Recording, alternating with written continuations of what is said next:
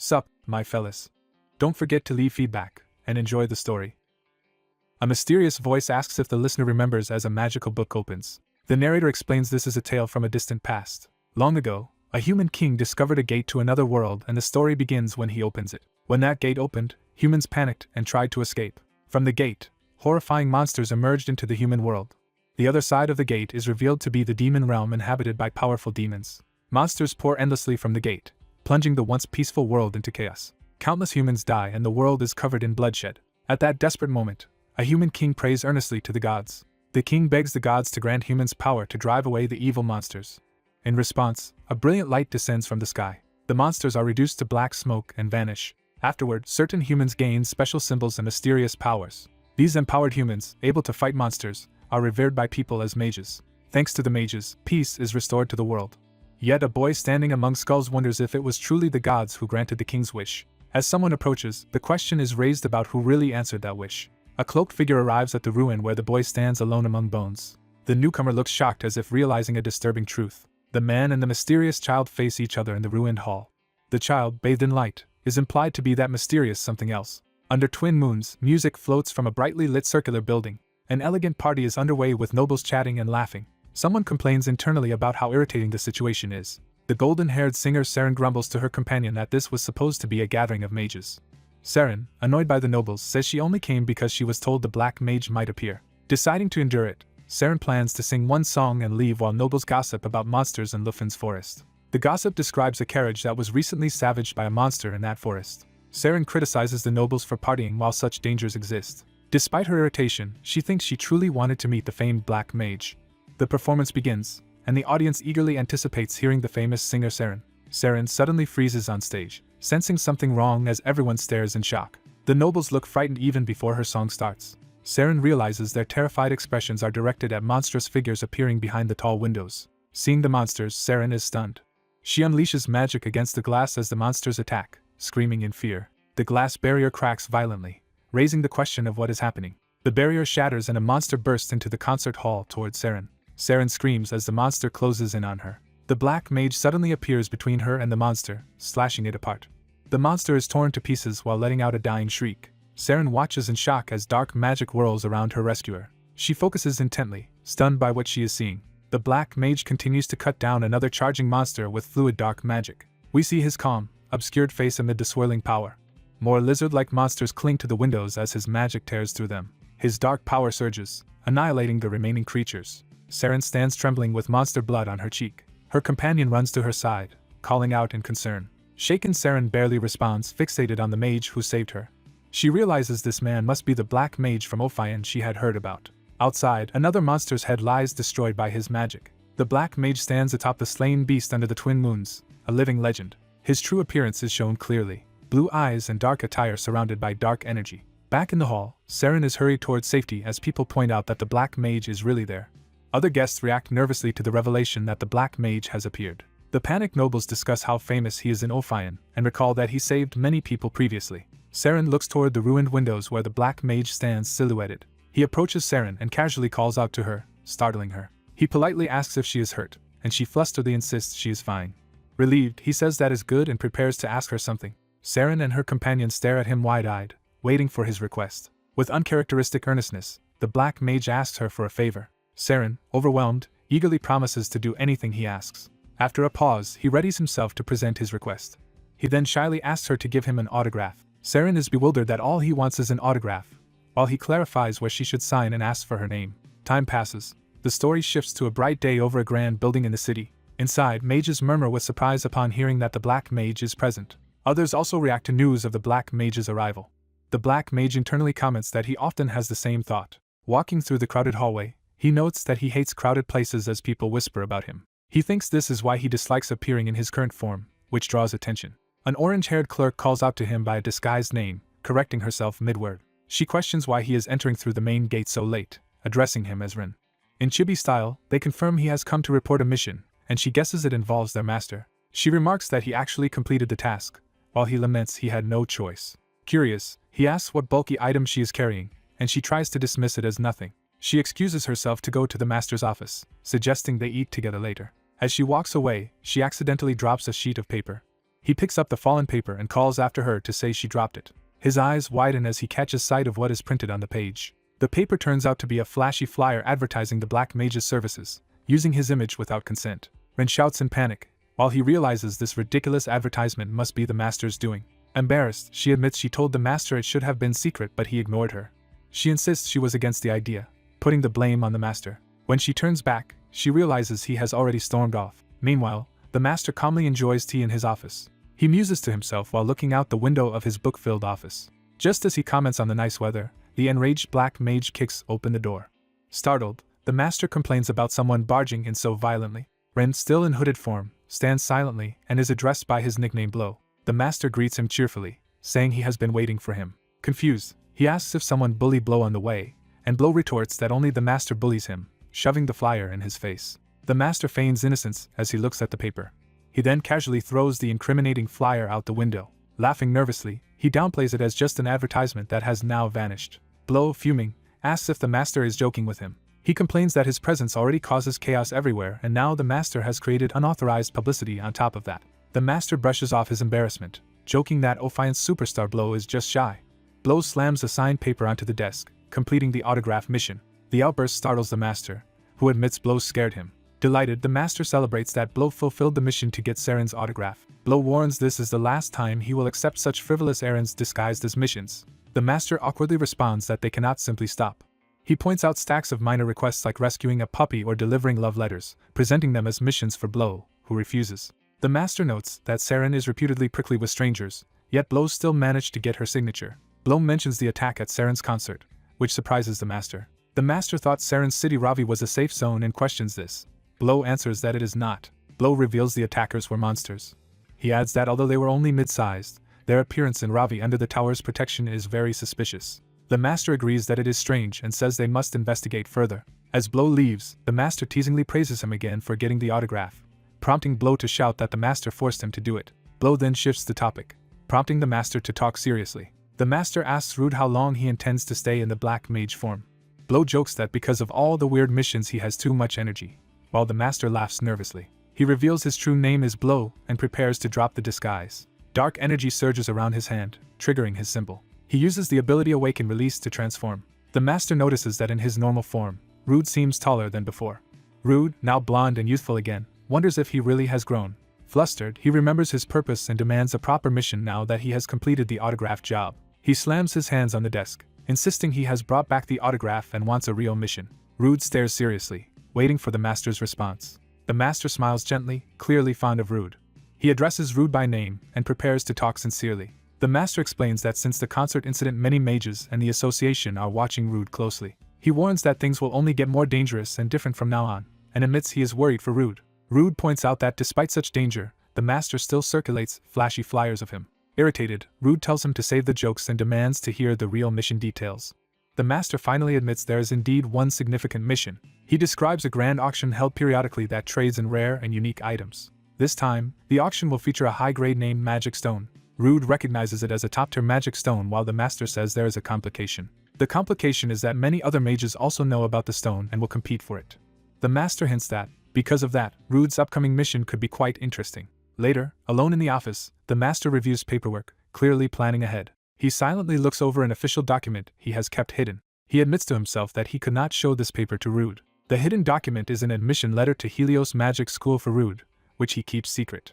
A close view emphasizes that it is indeed an official Helios Magic School admission letter. The scene transitions to night, showing a starry sky through a glass ceiling. Beneath the dome, many cloaked and armed figures gather, including mages. The grand auction hall with a huge angel statue fills with guards and guests as the event prepares to start. An elegantly gloved host raises his hand to address the crowd. The auctioneer steps forward and formally thanks everyone for waiting. With a confident smile, he prepares to commence the proceedings. He officially begins the long-awaited auction event. The hall is crowded with adventurers, nobles, and mages mingling under heavy security. Dressed up for the event, Ren remarks on the huge crowd and comments that the Shazan's Heart Magic Stone must truly be extraordinary. The hooded boy notes that the auction's item is an unusually rare top-grade magic stone. The red-haired woman looks around and thinks there are many mages gathered here. The boy, identified as the Black Mage, anxiously wonders if participating like this is really okay. He hesitates but convinces himself that everything will probably be fine. He reflects that his goals and purpose here differ from those of the others, worrying his companion. Remembering someone saying this mission might be fun, he internally protests, confused by that idea. Flashback, he asks his superior what the mission actually is. The superior explains they must find someone at this auction and carry out a client's request for vengeance, a job called vengeance delivery. The request is revenge against a cruel mage who ruined the client's life. After investigating, the superior says the target is a predator who exploits the weak and repeatedly escapes the law. The boy listens, uncertain, as he studies the mission documents. They review the file on the mage Dan Marcel, alias Cloak, noting he is a dangerous, elusive third-class mage. The superior cheerfully says that is why he wants the boy to handle it, prompting the boy to ask if he is expected to kill the man. The superior replies that killing would be too simple and unsatisfying. He predicts the rare magic stone will attract many people with differing agendas to the auction. He says their first task amid the crowd is to locate the target. Once they find him, he insists they must capture, not kill, the man, which startles the boy. The superior darkly suggests brutal methods such as breaking the mage's arms and torturing him for information. In the office, they continue discussing tactics around the cluttered desk. Then the superior suddenly declares that the real plan is to strip off the target's pants, horrifying the boy. The boy yells that this makes no sense as revenge, but the superior insists this is exactly what the client wants and urges him to listen. The superior reveals rumors that the target once belonged to the supposedly destroyed criminal group Kodal. Kodal was thought eradicated, but bounties suggest survivors, and the city hosting the auction bears a grudge against that group. Kodal members supposedly bear an irremovable venom-made emblem on their legs, so exposing the mark publicly would be damning. The superior concludes that revealing that mark at the auction would be a very satisfying form of revenge.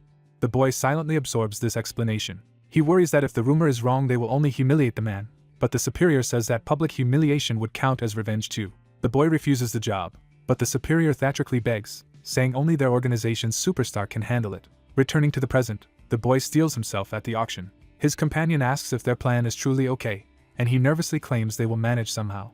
Laughter echoes through the grand auction hall. A lively princess peers over a balcony, thrilled by the huge crowd. Her attendant reminds her they are here to watch, not play, and seats her. The princess excitedly says she expects something dramatic to happen as another woman looks on. The princess greets the blue-haired Teshiana as she enters the hall. Teshiana has dozed off standing.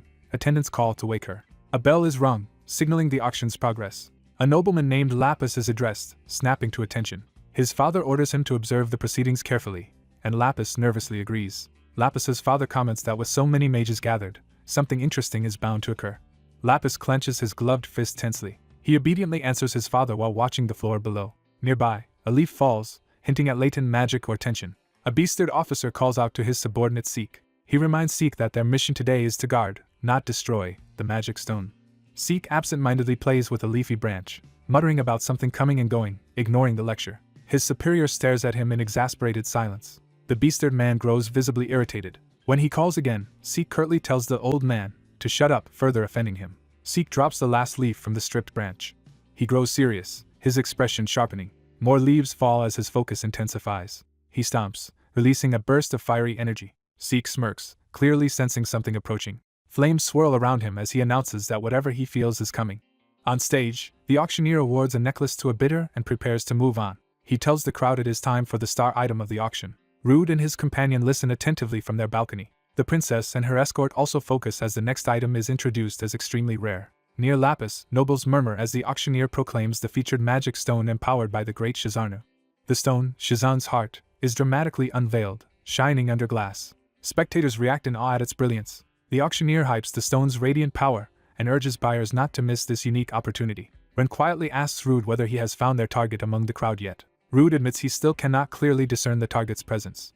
He explains that the mingled energies in the hall make sensing difficult and speculates the target might not have arrived, while Ren tells him not to avoid reality. With no clear sign of the target, Ren decides to begin her own preparations. Behind the curtains, Rude grips the fabric to ready his magic. Power flares around him as his eyes glow and his cloak stirs. He invokes his power, transforming into his older form as the mage blow.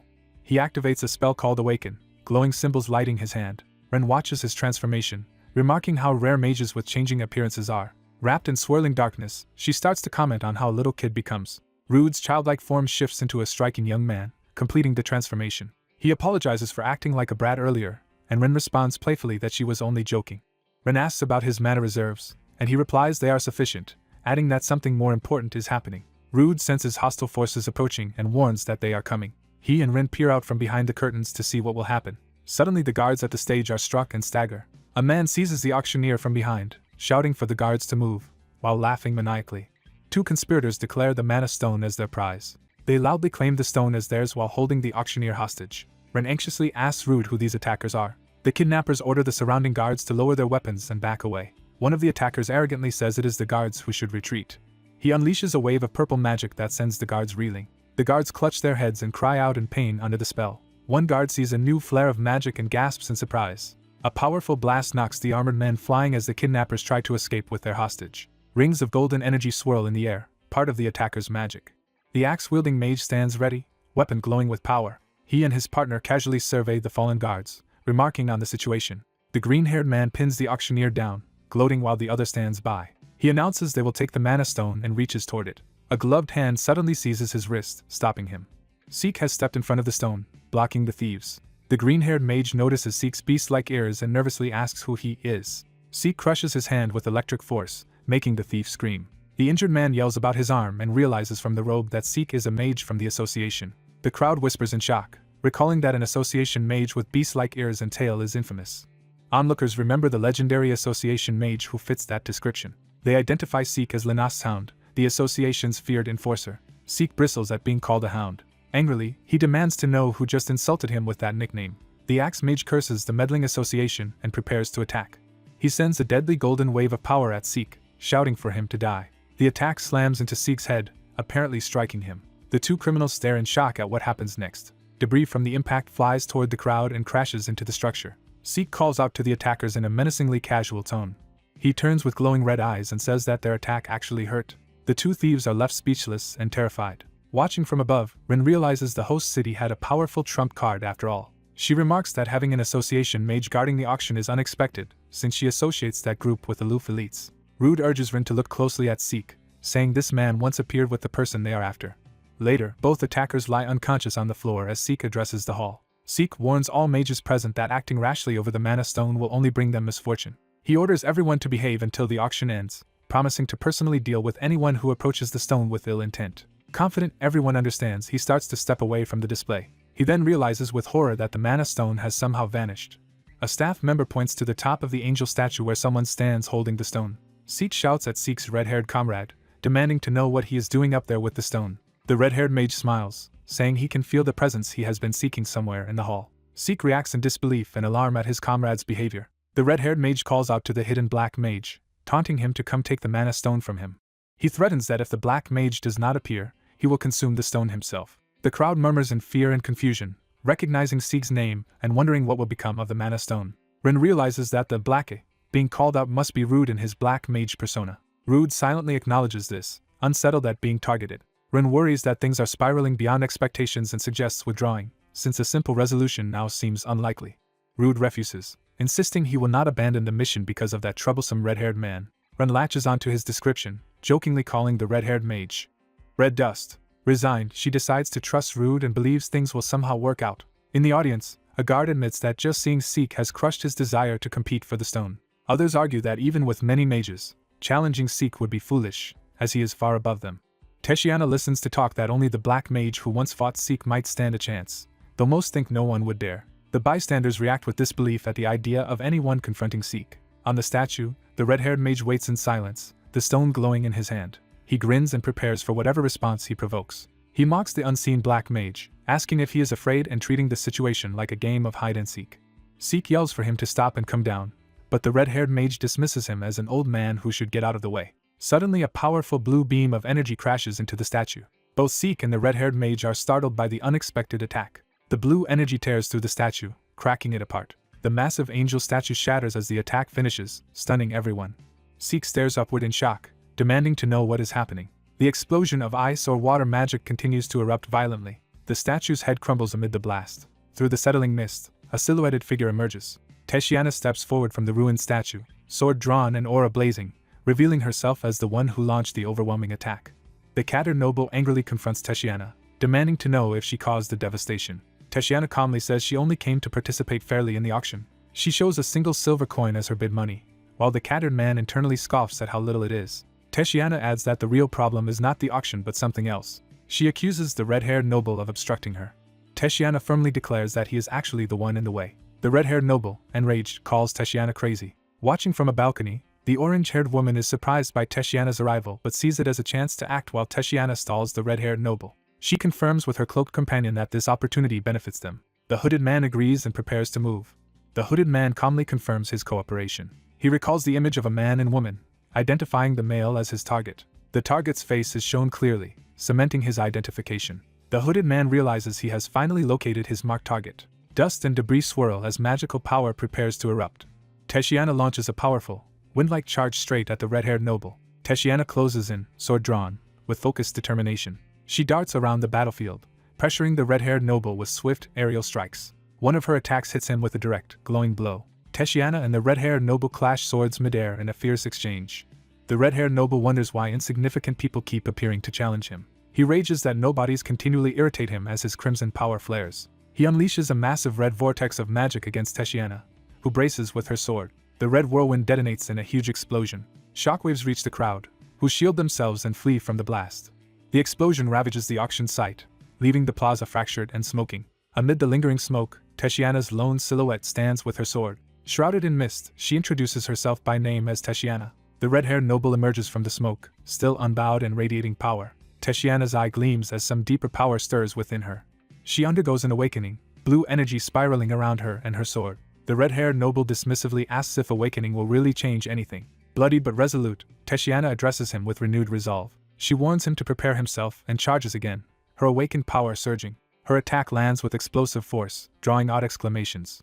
From another balcony, the young princess excitedly cheers that Tess has awakened, while her attendant is flustered. The attendant urges the princess to leave, noting they must retreat since their guard Teshiana is now fighting. He reminds her they snuck out secretly, and that he would be ruined if she were harmed. He firmly insists they return at once. He wants to withdraw before the chaos outside grows even worse. Outside, officials try to evacuate everyone while nobles shout in confusion about the missing mana stone. Some people claim they saw the mana stone fall near a certain direction. The cat-eared noble shoves through the crowd, urgently demanding people move aside. Frustrated, he thinks that if his comrade is going to fight, they should first hand him the mana stone and wonders where it fell. Nearby he glimpses the hooded man slipping through the crowd. The hooded man watches the previously identified couple from behind, silently observing. He notes there are many people, but with everyone focused on the mana stone, this confusion is the perfect chance to act. He ponders how to reveal the target's leg mark naturally, even jokingly considering pulling down the man's pants. Embarrassed by his own idea, he tells himself there must be a better plan, and blames his master for putting him in this situation. As others shout about the missing mana stone, the hooded man stays quiet, listening.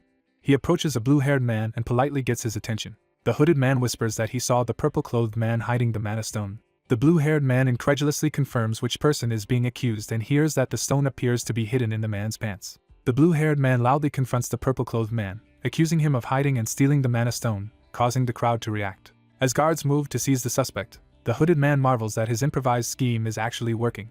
Suddenly the blue-haired accuser is slashed and badly wounded, blood spraying. The purple-clothed mage curses the attackers under his breath. Realizing his theft has been exposed, the purple mage panics, wondering how they figured it out. The hooded man, annoyed, thinks the mage ruined his careful plan at the last moment, and wonders if the man truly has the mana stone. The purple mage clutches the mana stone to his chest, vows not to let it go, and declares his name as Cloak. Cloak activates his own awakening, flooding the hall with purple magic. Surrounded by swirling orbs of purple energy, Cloak boasts that the mana stone is his and threatens anyone who covets it. He vows to kill everyone and starts raining lethal purple projectiles toward the crowd. One of Cloak's projectiles is abruptly cleaved apart by a black-swathed attacker. The black-clad mage comments wryly as he intercepts the attack. Cloak stares in shock while the black mage closes in with overwhelming force. Cloak strains and grunts as he blocks the black mage's strike, clearly pressured. Cloak's weapon goes flying from the impact. Cloak recognizes the distinctive black spear and realizes who he is facing. The black mage calmly answers that Cloak's assumption is unlikely, radiating cold confidence. Meanwhile, the red-haired noble observes the chaos with narrowed eyes. He turns away from Teshiana's distant figure, momentarily distracted by the new threat. Teshiana, still glowing blue, readies another full-powered charge. She unleashes a massive wave of icy blue energy straight at the red-haired noble. Elsewhere, Cloak crashes to the ground, his purple aura flickering. Onlookers gasp, recognizing the black magic swirling around the black mage who defeated Cloak. The cat-eared noble stares wide-eyed, thinking about the infamous color of that magic. The crowd realizes that the mysterious fighter is the feared black mage. Cloak defiantly shouts he will never give up the mana stone, claiming it as his, while the black mage points out he stole it. The black mage explains he is not interested in the mana stone itself but clearly has other business with Cloak. Cloak begins charging another dangerous red spell, alarming the Black Mage. The Black Mage's eye reflects the glowing red magic, recognizing the threat. A gigantic swirling red magic circle forms overhead, shocking him. The Black Mage dodges as a colossal flaming sword crashes down from the spell. He stares intensely at the destructive power now filling the hall. He launches himself upward, intent on countering the escalating magic. The red-haired noble's eyes blaze with multicolored power as he too prepares to act. A blinding red strike hurtles forward, signifying the start of his attack. Appearing beside the Black Mage, the red-haired noble casually greets him. The red-haired noble leans close, mockingly calling the Black Mage by the nickname Blacke. Startled, the Black Mage internally identifies him by name as Seek Muon. Another devastating red explosion rocks the area, hurling debris everywhere. The panicked audience screams and scrambles to escape the renewed blast. Amid settling dust, a lone figure remains crouched at the center of destruction. A small cluster of survivors watch silently, stunned by the devastation. Teshiana, battered and smoking with lingering blue energy, admits that she is in pain. Clenching her fist against the shattered ground, she laments that even her sword was taken. Steeling herself, Teshiana vows that next time will be different. She promises that she will never lose again. Meanwhile, Cloak, still obsessed, rushes off, intent on reclaiming the Mana Stone. He runs at full speed, shouting that the Mana Stone belongs to him alone. Guards and adventurers chase after him, yelling for him to stop as he flees with the stone. Cornered, Cloak whirls around and hurls more purple magic at his pursuers, insulting them. He pours his power into a massive spell, determined to blast his way free. His attack detonates violently, but he is knocked sprawling by the backlash. Snarling that weaklings should move aside, Cloak is suddenly addressed by someone calling him Mage Cloak. A masked mage attacks from above, taunting Cloak that plenty of mages here are stronger than him. The newcomer lands a heavy blow on Cloak, stunning him. Several armed allies rush forward to reinforce the assault on Cloak. The battle spills deeper into the auction hall as fighters and civilians scatter around the dueling mages. Cloak looks shaken and alarmed as more opponents close in. Bystanders excitedly spread the news that the Black Mage is fighting Seek Muon. A blonde noble in a VIP seat is shocked to hear that those two legendary figures are clashing. Realizing the building might collapse, the blonde worries and calls out for his father. He then discovers his father has already escaped, leaving him behind. His attendant rune confirms that their lord has fled, astonishing the blonde with his speed. The blonde debates fleeing himself but hesitates. Enthralled, he decides he wants to stay and witness this battle between powerful mages. Elsewhere, the orange-haired woman despairs that things have escalated so far. She analyzes that underestimating Seek Muon and the association was her mistake and regrets not bringing a mana orb, realizing the drawn-out chaos is bad for her ally Blow. From her balcony she impatiently wonders what Blow plans to do next. Down below, Blow and the Black Mage face each other amid raging energies. The Black Mage tells Blow clearly that he has no intention of fighting him. Blow smiles skeptically and questions his claim. The Black Mage explains that the Mana Stone is not his current objective and deduces Blow's mission was only to guard it until the auction ended. He notes, based on Blow's comrade's words, that Blow's priority is still the stone. The Black Mage proposes they each mind their own business, and instead eliminate the looming threat overhead. He points to the enormous, absurd red magic circle above Seek Muon's head that must be dispelled. Seek sarcastically asks if the Black Mage dislikes his magic circle, clearly unconcerned. Seek states that he does not care what the Black Mage's goal is, Mana Stone or otherwise, implying he will fight him regardless. The red-haired man explains he has been hunting for the Black Mage ever since Ophion began hiding him, and has pursued every mission where he might appear. He says he still never found him, while the black-haired mage thinks he has just been busy with celebrity work. As he lands amid shattered ground, the red-haired man declares the present moment. He states that his quarry is finally standing right before him, and they clash in midair. The two collide violently as their powers explode around them. Smiling, the red-haired man asks the Black Mage to show him that terrifying sight once more. A flashback begins, showing the Black Mage's chilling expression that once left a deep impression. The memory continues of the Black Mage's ominous silhouette that gave the red-haired man goosebumps. Returning to the present, the red-haired man hurls a raging magical attack downward at the Black Mage. The Black Mage looks up warily as the attack gathers, sensing danger. The red-haired man vows to kill him and unleashes a massive destructive spell. His blast tears apart the auction hall, causing parts of the structure to collapse and people to scream. Panicked guests flee and dodge falling debris. One beastkin noble clenches his flaming fist, preparing to act. He smashes a huge boulder aside, shielding nearby guests from being crushed. While running, he curses Seek for almost destroying the entire place, and being disturbingly excited about it. He notes that the auction is already ruined and decides he must recover the Mana Stone to justify anything. Meanwhile, cloaked attackers surround the Purple Mage and demand to know where the Mana Stone is. The Purple Mage, confused and frustrated, wonders what everyone else is doing. The assailants order him to hand over the Mana Stone and question where he hid it. As the fighting intensifies, a bystander yells about pants, continuing the ongoing joke about where the stone is hidden. That man then shouts clearly that the Mana Stone is hidden in the Purple Mage's pants. The purple mage is horrified and denies the accusation, insisting it is nonsense. The blue-haired swordswoman and her group glare silently toward him. The purple mage, panicking, denies everything and screams at them to stay away. Outside, the hall continues collapsing in a haze of dust and red magic. Seek tears open the purple mage's clothes to grab at something. Seek stands amidst the smoke looking down, holding the torn cloth and saying nothing. High above, the black mage watches the chaos from a balcony. Two noble ladies stare at him anxiously as he notices them. He quietly tells the women to leave quickly because the place is dangerous. They nervously retreat while he turns back toward the battlefield. Sitting on the railing, he thinks the idea that Seek could kill him is absurd and muses that using mana on him is pointless. He realizes that this troublesome man is probably the reason his master has been giving him odd missions since that first encounter. Observing that most people have evacuated, he concludes that this mission is effectively a failure. He decides he at least needs to check whether Seek bears a certain mark. Seek, seeing the black mage still passive, resolves to force him into a fight if he will not respond willingly. Seek remarks that the auction house is full of distractions and obstacles. He reasons that if he wipes out the surrounding trash, the black mage might change his mind. Guests notice something strange forming overhead and react in shock. More people look up, confused and frightened by the growing disturbance. A huge red magic array fills the ceiling, prompting cries of alarm. The purple mage also notices the phenomenon and wonders what it is. The blue-haired woman and others shout at him to stop and tell everyone to look up. The purple mage panics that no one seems to care about the new threat, but decides to keep fleeing regardless. A blast knocks him to the ground, dealt by the black mage or his allies. The black mage appears and orders everyone to leave immediately, startling onlookers who recognize him as the black mage. He warns the armed intruders that if they value their lives more than the mana stone, they should retreat at once. Seek mutters that the building could collapse at any time. The unstable magic array above writhes ominously, making that danger clear. The beastkin noble calls after Seek as he marches toward the center of the chaos. Grabbing Seek, he yells at him to stop because innocent people are still inside. He demands to know if Seek intends to kill everyone remaining. From a balcony, Ren watches the devastation and thinks the situation is a complete mess. She runs through the corridor worrying about Blow and planning to use a teleport scroll to escape with him.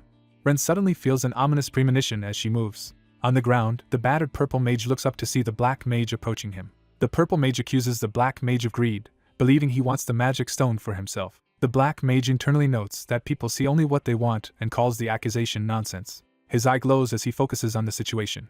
He addresses the injured man by name, asking if he belongs to the Kodo organization. The mage stammers in denial, but the black mage calmly notes that his bounty is high and that operating here is foolish. Observing Cloak's reaction, the black mage concludes the guess was right and decides to confirm the truth personally. He seizes Cloak, who panics as the black magic threatens the stone hidden on him. Terrified, Cloak hurriedly presents the glowing magic stone and offers it to him.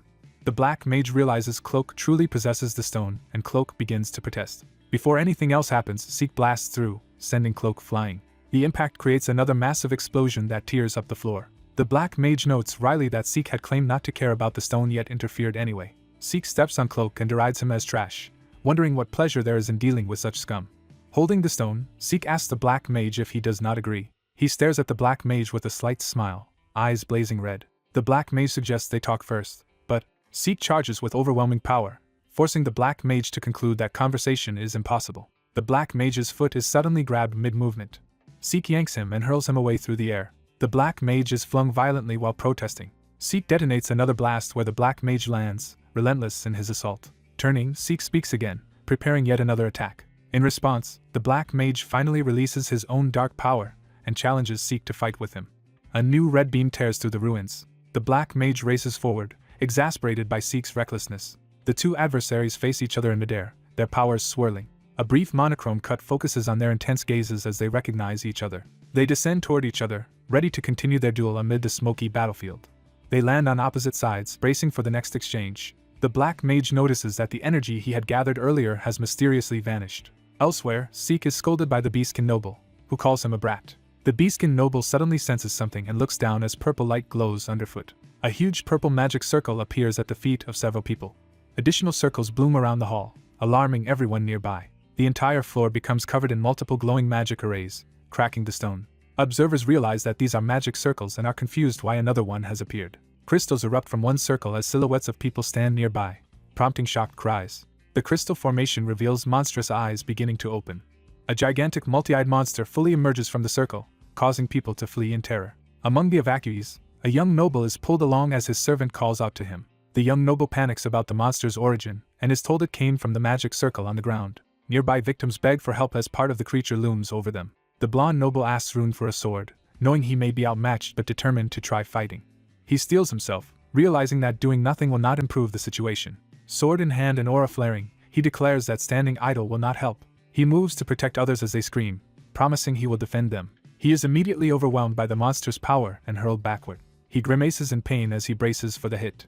Rune dashes and leaps into the fray, moving to support him. Catching him, Rune jokes about what to call the grotesque creature. She likens the monster to a giant octopus, still analyzing it amid the chaos. Recognizing the abilities involved, Rune activates her skills, preparing a mana arrow after absorbing energy. She knocks a glowing arrow and calmly remarks that this is what she will call the creature. Her shot explodes against the monster in a burst of purple energy. Elsewhere, the beastkin noble battles another of the same creatures, exclaiming in frustration about what they are. Watching the summoning circles, the black mage and beastkin realize the ground arrays are in fact summoning circles. The beastkin, startled, agrees with the black mage's deduction. The black mage asks whether mages capable of summoning monsters exist, and the beastkin replies that he has never heard of such magic.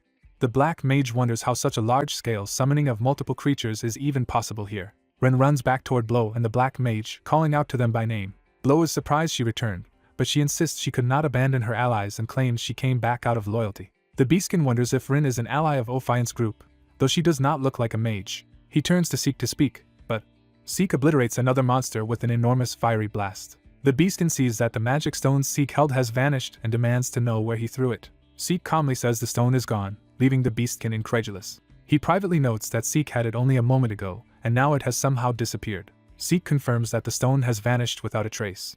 Ren calls to Blow, announcing that she is about to use the teleport scroll so they can escape this madness. The black mage is taken aback and asks if she is really leaving now. Seek's aura flares again as he prepares another move. An explosive impact shakes the ground. He blocks the black mage's attack with his own body and insists that no one, not even an old man, is allowed to interfere. Ren gapes at them, wondering what they are doing in such a situation. She yells at the beastkin to stop his companion. The black mage realizes his energy never truly disappeared but is still present within his weapon. He wonders if the earlier loss of power was only temporary, and calls out Seek's full name, asking if he also sensed it. Seek confirms he felt mysterious energy evaporation and agrees something is wrong with both the phenomenon and the monsters. He concludes that now is not the time for him and the black mage to be fighting each other. Yet Seek declares that he does not care what is strange and shows no intention of stopping. He strikes forward again with black magic while the black mage counters. A massive fiery blast erupts dangerously close to Ren as she holds the teleport scroll. Ren stares in shock at the explosion bearing down on her. The black mage watches, eyes widening as he notices the danger approaching her. Another figure's voice orders Seek to stop now. The beastkin steps protectively in front of the black mage, remarking that clingy men are not attractive. Ren retorts that with all this chaos the tower's mages will soon arrive and that staying here will only cause trouble. The black mage reflects that Seek blocked the attack with his own body, then begins to suggest they leave. Seek's eyes blaze as he coldly tells the supposed old man to move, warning he will not tolerate interference. The black mage wonders if Seek is insane as Ren calls out to Blow again. Ren agrees that avoiding the tower would be wise but suddenly notices a threat and shouts for Ren's own safety. She turns in confusion, asking what is happening. Blow rushes toward her with his sword, yelling for her to watch out as another danger approaches. A powerful slash of light tears across the scene, signaling the start of a fierce battle. A many-eyed monster screeches as it appears, shocking those who see it. The blonde young man urgently asks if the girl is unharmed. The red-haired girl turns, stunned and barely able to speak. She sees the blonde man desperately fending off the giant monster and thinks he looks far from okay. A silver-haired attendant calmly offers to help the young master, who frantically accepts. A devastating magical attack cleaves through the monster's head. The blonde man is thrown back by the impact and crashes to the ground in pain. The black-clad boy checks if Rin and the girl are alright, and Rin answers shakily that he is. The black-clad boy analyzes that the creature was a mindless, coreless low-tier monster, and wonders who would summon such a thing. The attendant checks again on the injured young master. The girl realizes the dark-clothed boy is the black mage. The blonde noble recognizes another figure as the famed mage Seek Myuan. Overwhelmed, the blonde noble thinks about how strong these mages are. The black mage silently observes the aftermath. Nearby, a purple-haired mage lies unconscious amid rubble. The black mage, still unsure of the full situation, prepares another spell called Blow. The girl angrily decides to abandon her mission, blaming a bad omen from her morning dream. She activates a glowing teleport scroll and is relieved she brought it. She invites the black mage and Ren to escape with her using the scroll, while the black mage awkwardly misreads her actions. Ren and his attendant blankly repeat the misunderstanding about taking off someone's pants. Flustered, the girl clarifies she meant escaping since monsters and people are still around, but the black mage says the tower will handle it and starts to focus on something more important. She suddenly calls out to the blonde noble in the distance. She offers that, as thanks for earlier, he and his attendant can leave with them using a teleport scroll that can take 4 people. The blonde noble, moved, repeats the idea of leaving together. When she hesitantly adds they do not have to, he hurriedly says he would be grateful to join, while his attendant notes they have their own scrolls too. Elsewhere, Seek wakes up with a headache. He grumbles that just writing the report will be painful, while his companion scolds him for causing trouble. The companion bites Seek in frustration, making him cry out. Back at the scroll, the girl sets its destination as wherever she desires and the condition as those who are touching it. She tells everyone to grab on, and the blonde noble nervously agrees. As the teleport begins, the blonde noble internally complains how annoying all of this is. The enraged red-haired mage demands to know why the blonde noble is running away, mocking the arrogance he showed earlier. The blonde noble, now chibi-like, sweats nervously under that murderous glare. He points out the angry mage to the black mage, who dismisses it as just a staring contest. The black mage, needing to concentrate on the teleport, irritably asks Ren to stop talking to him. Seek vows not to let them go, while his cat-haired companion calls out his name. Glaring, Seek curses the black mage under his breath. He unleashes a massive red spell that blasts remaining monsters inside the hall. The cat-haired man panics, realizing a similar disaster is starting again.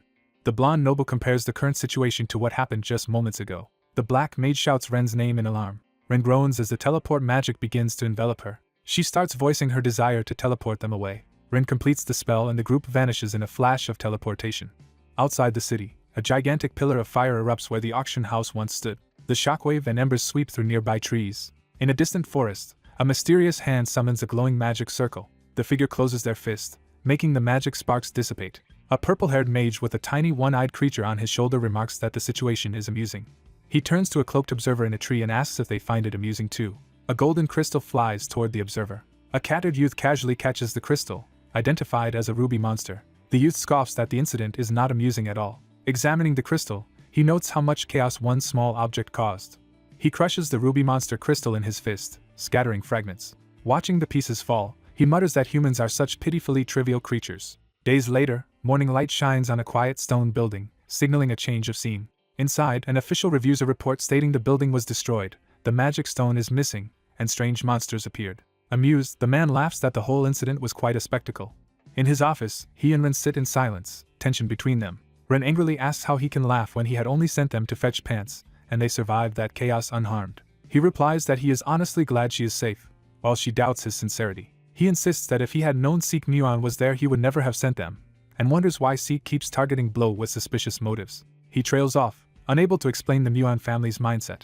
He reflects that the Muon family has always been somewhat crazy, and he cannot guess what they are thinking. Ren, surprised, latches onto the word family and what it implies. He says time will dull the tower's interest in Blow, so for now they must avoid contact, which is why he has been giving Blow odd, low-risk missions. Still troubled, he rereads the report, and recalls his suspicion from the start about the high-grade magic stone being auctioned publicly. He lists the mass summoning of unknown monsters and the sudden disappearance of magic, deciding this is not an incident they can ignore. Ren predicts the association and the tower will turn the incident into a major issue. She notes that despite that, Blow just turned in a minimal report and vanished. Meanwhile, Blow's disciple Rude studies alone in a quiet tavern and someone wonders where he is. Rude confirms the records have nothing about the monster summoning and realizes standard data will not help. A cheerful green-haired boy arrives with Rude's drink. Recognizing him as Ben, Rude greets him. Ben asks why Rude has been buried in books lately, and Rude says he is researching something that interests him. Ben marvels at the dense text and diagrams in the book, impressed by Rude's ability to read it. Rude jokes that Ben is only now realizing he is smart, while Ben recalls his sister's advice about staying humble. Rude remarks on how many customers are present, but Ben says most are just chatting. Rude overhears customers gossiping about the heroic exploits of the mysterious black mage. He is baffled by the word exploits being applied to that disastrous night. Ben excitedly recounts the popular version of events, in which bad mages tried to steal a magic stone at an auction but the black mage appeared, defeated them all, and saved everyone. Rude, remembering the building being blown apart, silently wonders how that makes him a hero. Ben gushes that he hopes his sister can become a powerful magician like the black mage. Rude learns Ben has a sister. Ben proudly explains that she was just accepted into Helios, an elite magic school. A view of Helios shows as Ben describes it as an amazing academy for the best of the best. Ben admits he is sad to be separated from her but plans to write letters whenever he misses her. He adds that his mother refuses to send the letters so they will not distract her, but he has already written 10 and their neighbor Lone responded by yelling his name. Ben leaves to work, wishing Rude luck with his studies, and Rude politely answers. The tavern scene quiets as Rude returns to his thoughts amid the crowd. Rude broods silently, still consumed by questions. He closes his eyes, thinking deeply. Surrounded by unaware patrons, Rude sits alone at his table, isolated with his concerns. Around him, customers trade conflicting rumors about the auction, some claiming Seek Muon won, others that the Black Mage saved everyone, or that the explosion was a tower plot. More rumors spread that a man named Cloak swallowed the magic stone and that the Black Mage might actually be a woman. Rude notes how wild the rumors have become, yet how conveniently one person is taking all the blame, which he feels is deserved. Reading an official article that omits any mention of monsters, he suspects the tower covered up that part. He reasons that it is likely, since monsters should not appear in a city under the tower's barrier. He briefly wonders if the barrier itself is faulty. Rude rejects that theory, thinking such a failure could not stay quiet, and considers whether the magic circle he copied might hold a clue. Deciding on his next step, he resolves to visit his master. The story shifts to the tower's city under a bright sky, where Rude is headed. The scene focuses on the grand tower complex looming over surrounding buildings. A hooded priestly figure rides by and is addressed as Rispin. Rispin is told there is some commotion ahead but reassured it is nothing he needs to worry about. He addresses Dana inside the carriage, asking again if she is sure about their current plan. Dana firmly insists she is fine and tells him to stop worrying. She begins to explain that she is willing to do anything if it will help a certain child, even a little. Her vow is echoed over a shot of Rude walking through town with his notes. Rude admits that staring at the copied magic circle gives him no answers and that he is still completely in the dark. A gust of wind snatches the paper from his hand. He watches it land ahead and laments the mishap. He runs after it as the wind keeps carrying it away. Chibi-Rude leaps, shouting for the paper to wait. The sheet continues to glide down the street, forcing him to chase it farther. Elsewhere, a nervous young man begs a group of thugs to return his bag. Their leader claims he only picked up abandoned property, while the victim insists he just left it briefly and demands it back. The thug grabs the victim by the collar, hurting him. Sneering, the thug says even begging might not get the bag returned and mocks the victim for raising his voice. At that moment, the flying paper slaps onto the thug's face mid-threat. Startled, he rips it off, confused, as the victim coughs and the page falls nearby. The thug declares the bag his now and complains that the paper dirted him. Rude, having retrieved the paper, kneels nearby and calmly reads it, unnoticed at first. One of the thugs spots him and asks who he is, then realizes Rude is holding the disputed bag. Rude matter-of-factly returns the bag to its owner, who thanks him in amazement. When the thug orders Rude to give the bag back, Rude coolly replies that he picked it up too and tells the victim to hurry away. As the owner runs, the thugs move to pursue but Rude tells them to leave him. Their leader seethes, calling Rude a cheeky brat as ominous magic flares around him. He decides to teach Rude a harsh lesson and orders his men to block any escape. Rude assesses that the man is a magic user, but seems like a low-tier one. The thug advances with dark energy, saying he will show Rude how the world works. Rude, not wanting trouble, briefly considers backing down. He instead decides to run, sprinting away in a burst of speed. The thug and his followers gape in shock at Rude's sudden movement. Rude launches himself upward out of their sight. He soars over the street and lands atop Dana's moving carriage. The guards rein in their horses, confused by the impact on the roof. Rispin and Rude lock eyes, each surprised by the other. Inside, Dana senses something above and startles. She turns puzzled, trying to understand what just happened. Tower escorts outside also look up in shock. Another guard glances back toward the carriage roof, alarmed. Rude stands atop the carriage, steadying himself. The full scene shows him balanced on the roof, while the escorting knights react below. Catching his breath, Rude remarks aloud that the carriage is impressively sturdy. A wide view emphasizes the bizarre sight of him calmly standing on the royal carriage as it moves. A loud thump from the roof underscores his unexpected arrival. Rude then takes off running from the carriage, continuing his escape as the escort watches in astonishment. The cloaked riders react in shock as they notice a hooded figure on horseback. One rider recognizes the kid who jumped in front of their carriage and calls out to Rispin. A sword is suddenly held to Rude's neck as a voice orders him to stop. Rude, unfazed but impressed by the speed, notes how fast his assailant is. The silver-haired knight sternly asks Rude if he understands whose carriage he just stepped on. With the sword still on his shoulder, Rude silently listens as the knight demands an answer. Rude bows deeply, apologizing for stepping on the carriage despite not knowing who owned it. He explains he did not realize the carriage carried an important person and politely apologizes again. Putting on an innocent look, Rude promises to be more careful and asks to be forgiven this once. Flustered by the boy's demeanor, the knight hesitates and then agrees to let it go. Rude thanks him and quickly runs off, leaving the knight speechless. The female mage laughs at Rispin's reaction, while he remains wordless and embarrassed. She teases Rispin for threatening a child who apologized so properly, calling Rude just a kid. Rispin, thinking of the rooftop fall, remarks that Rude's landing from such a height was uncanny. He concludes that Rude cannot be considered an ordinary child.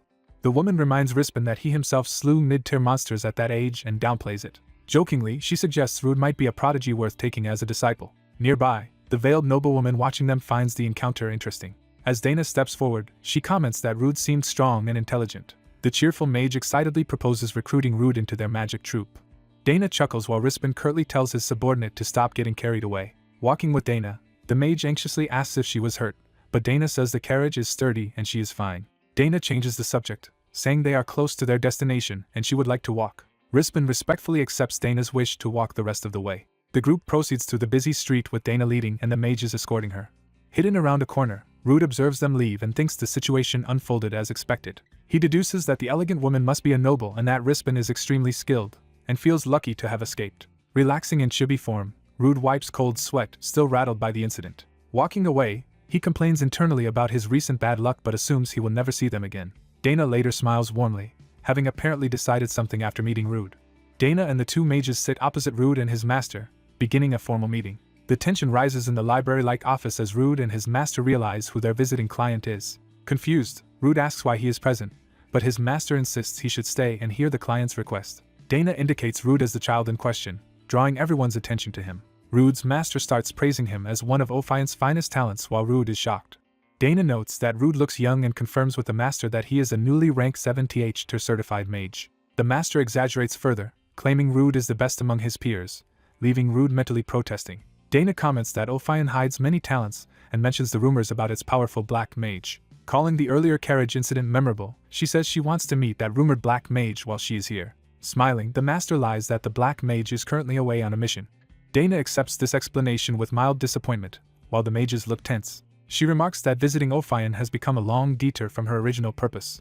Turning to Rude, Dana greets him as the child she met earlier in the street. Rude is startled, and his master also seems puzzled by the unexpected connection. Dana gently explains that Rude never saw her face earlier, and reveals she owns the carriage he fell onto. Rude and his master, drawn in chibi style, struggle to connect her words with the earlier chaos. Dana muses that their meeting must be fate. Placing her cup down, she tells the Ophian master that Rude seems like a dependable child. The master, realizing her interest, starts to respond. Dana formally introduces herself as the Duchess of Artian, shocking Rude. Rude internally reels at learning she is not just any noble but from a ducal house. Dana says they should get to the point of her visit. She notes the master already knows her purpose and prepares to explain why she came. In ominous imagery, she states that she came because of her second child, a student at Helios Academy. The scene returns to the office as everyone listens to her story. Rude's master recaps to confirm. Her second son at Helios is the focus of her request, and she agrees. Dana states that her second child is having serious trouble adapting to school life. She calls to Fran, one of the mages, to assist with documents. Fran presents prepared files on Helios, including the student list and an internal situation report. Hearing Helios mentioned again, Rude notes how often that academy is coming up today. Dana explains that although her child entered Helios only a month ago, something has gone wrong in that short time. She reveals that her son is being labeled a monster at school and wonders who would dare insult the Artians. She explains that Helios forbids outside interference once students enroll, and it is now too late to withdraw him. Clenching her hands, Dana describes her second child as fragile and prone to loneliness. She recounts that from childhood, all affection went to his older brother, leaving the second son overlooked. As a result, he grew up isolated, and even she failed to give him the attention he needed. By the time she realized, he had become a wounded, emotionally fragile boy unable to open his heart. Dana admits she just does not want her child to suffer any more harm. She adds that, above all, she cannot tolerate her family's child being treated that way at such a prestigious place. Rude, listening, is confused by how serious and emotional the request is. Dana finally states that her request is simple. She wants someone to help her son live peacefully at school and protect him from the abuse he suffers there. Later, Rude stands with folded arms and demands that his master explain the absurd situation he has been dragged into. His master feigns ignorance, while Rude angrily insists he explain how things ended up like this. The master cheerfully says it is exactly as Dana requested and that Rude will handle the job.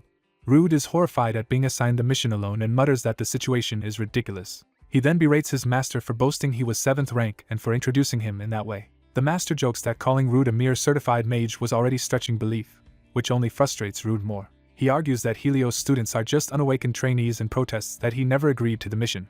Rude brings up a previous failed mission at Helios, insisting they should investigate that instead, but his master calls his name. The master hands him a folder and tells him not to worry about the past failure but to focus on this mission.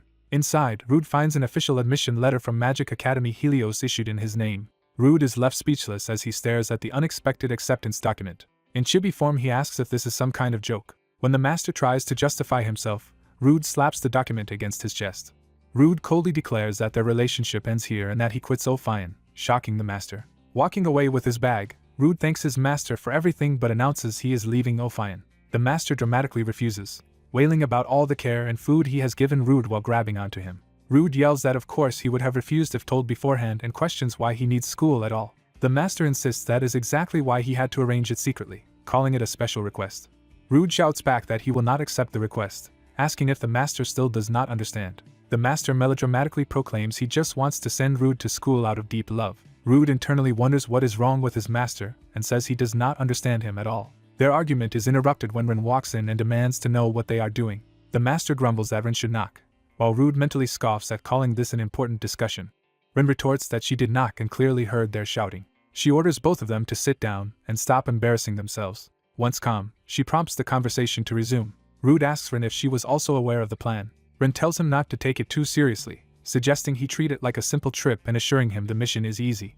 She and the master encourage him to relax, enjoy school life, and make friends his own age. Rude remains silent, clearly unconvinced by the idea of making friends. He bluntly says he does not need friends, sitting apart from them on another couch. The master concedes that if Rude truly hates it, they cannot force him, even if turning down the Duchess is serious. He then mutters that refusing might cost him his head. Rude sits in chibi gloom but grudgingly accepts the gravity of the situation. The master says he will accept whatever Rude decides as long as it eases Rude's mind. Ren thumps him and tells him to stop being overdramatic. Ren acknowledges that acting without telling Rude was wrong and notes that attending Helios could last quite a while. She tells Rude only he can decide and asks what he thinks he should do. The three sit in silence as Rude contemplates his choice. Rude finally summarizes that he simply has to help the Duchess's second son. Ren and the master stare at him, surprised he seems to be leaning toward acceptance. They immediately praise him, insisting the task will not be difficult, and lauding him as Ophiant's rising star. As they excitedly discuss uniforms and packing, Rude wonders if he should just quit everything. The master clarifies that while Dana believes he is only 7th rank, Helios does not know he is fully awakened. Rude confirms that means he must hide his true power and cannot freely use his black mage abilities at school. Reading through thick documents, he notes how much information there is but is reassured that nothing too dangerous should occur. The master concludes that the mission is both a vacation for the black mage and a first official job for Rude Crisis. Rude reflects that his master really knows how to frame things and begins wondering about school food and clothes. Later, holding the file, he grudgingly prepares for the mission while Ren comments on the master's spin. Walking outside while reading, Rude wonders how exactly he is supposed to help the bullied boy. He looks at the picture of the silver-haired, eye-patched student who is the Duchess's second son. Rude decides that simply beating the bullies would be excessive and pauses as a new idea occurs to him. He slaps his hand over the photo, focusing on the boy's image. Rude asks if the intimidating student shown is actually the main bully tormenting the Duchess's son. After a pause, his master explains that the boy in the photo is in fact the hurt second son himself. The master clarifies that this supposedly monstrous child is the one Rude must protect. The narration identifies the boy as Lidursus Dian Artian, the second son being called a monster at Helios. Time passes and the scene shifts to the Grand City and Academy as Rude's departure approaches. In a bustling hall, someone is told that a letter cannot be sent to Helios. The clerk explains that Helios strictly controls outside items, so letters need official certificates. The boy asks where to get such a certificate, and is told his student sister should have one and to ask his parents. The freckled green-haired boy says his mother forbids sending letters and begs the clerk to send them anyway. The clerk apologizes that she really cannot help just as someone else approaches the counter. Rude appears with the necessary certificate and offers it on the boy's behalf. He asks the clerk to send his luggage and the boy's letters together to Helios, delighting the child. Rude addresses the boy as Ben, gaining his full admiration. He tells Ben that he will personally deliver the letters to Ben's sister at Helios. The scene transitions to the gleaming, expansive Helios Academy under a bright sky.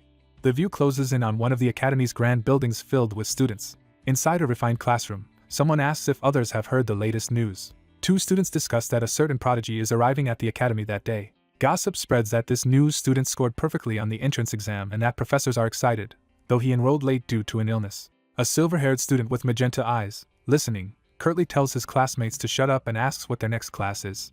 Elsewhere, another student notes that Varys is asleep again at his desk after asking to be woken earlier. A group of girls chat idly, admiring a trinket one of them bought on an outing. The classroom quiets as a new student appears in the doorway, drawing everyone's attention. The students murmur uneasily, watching and whispering as the newcomer walks among them. A pale hand grips the back of an ornate chair, signaling that the newcomer is about to take his seat.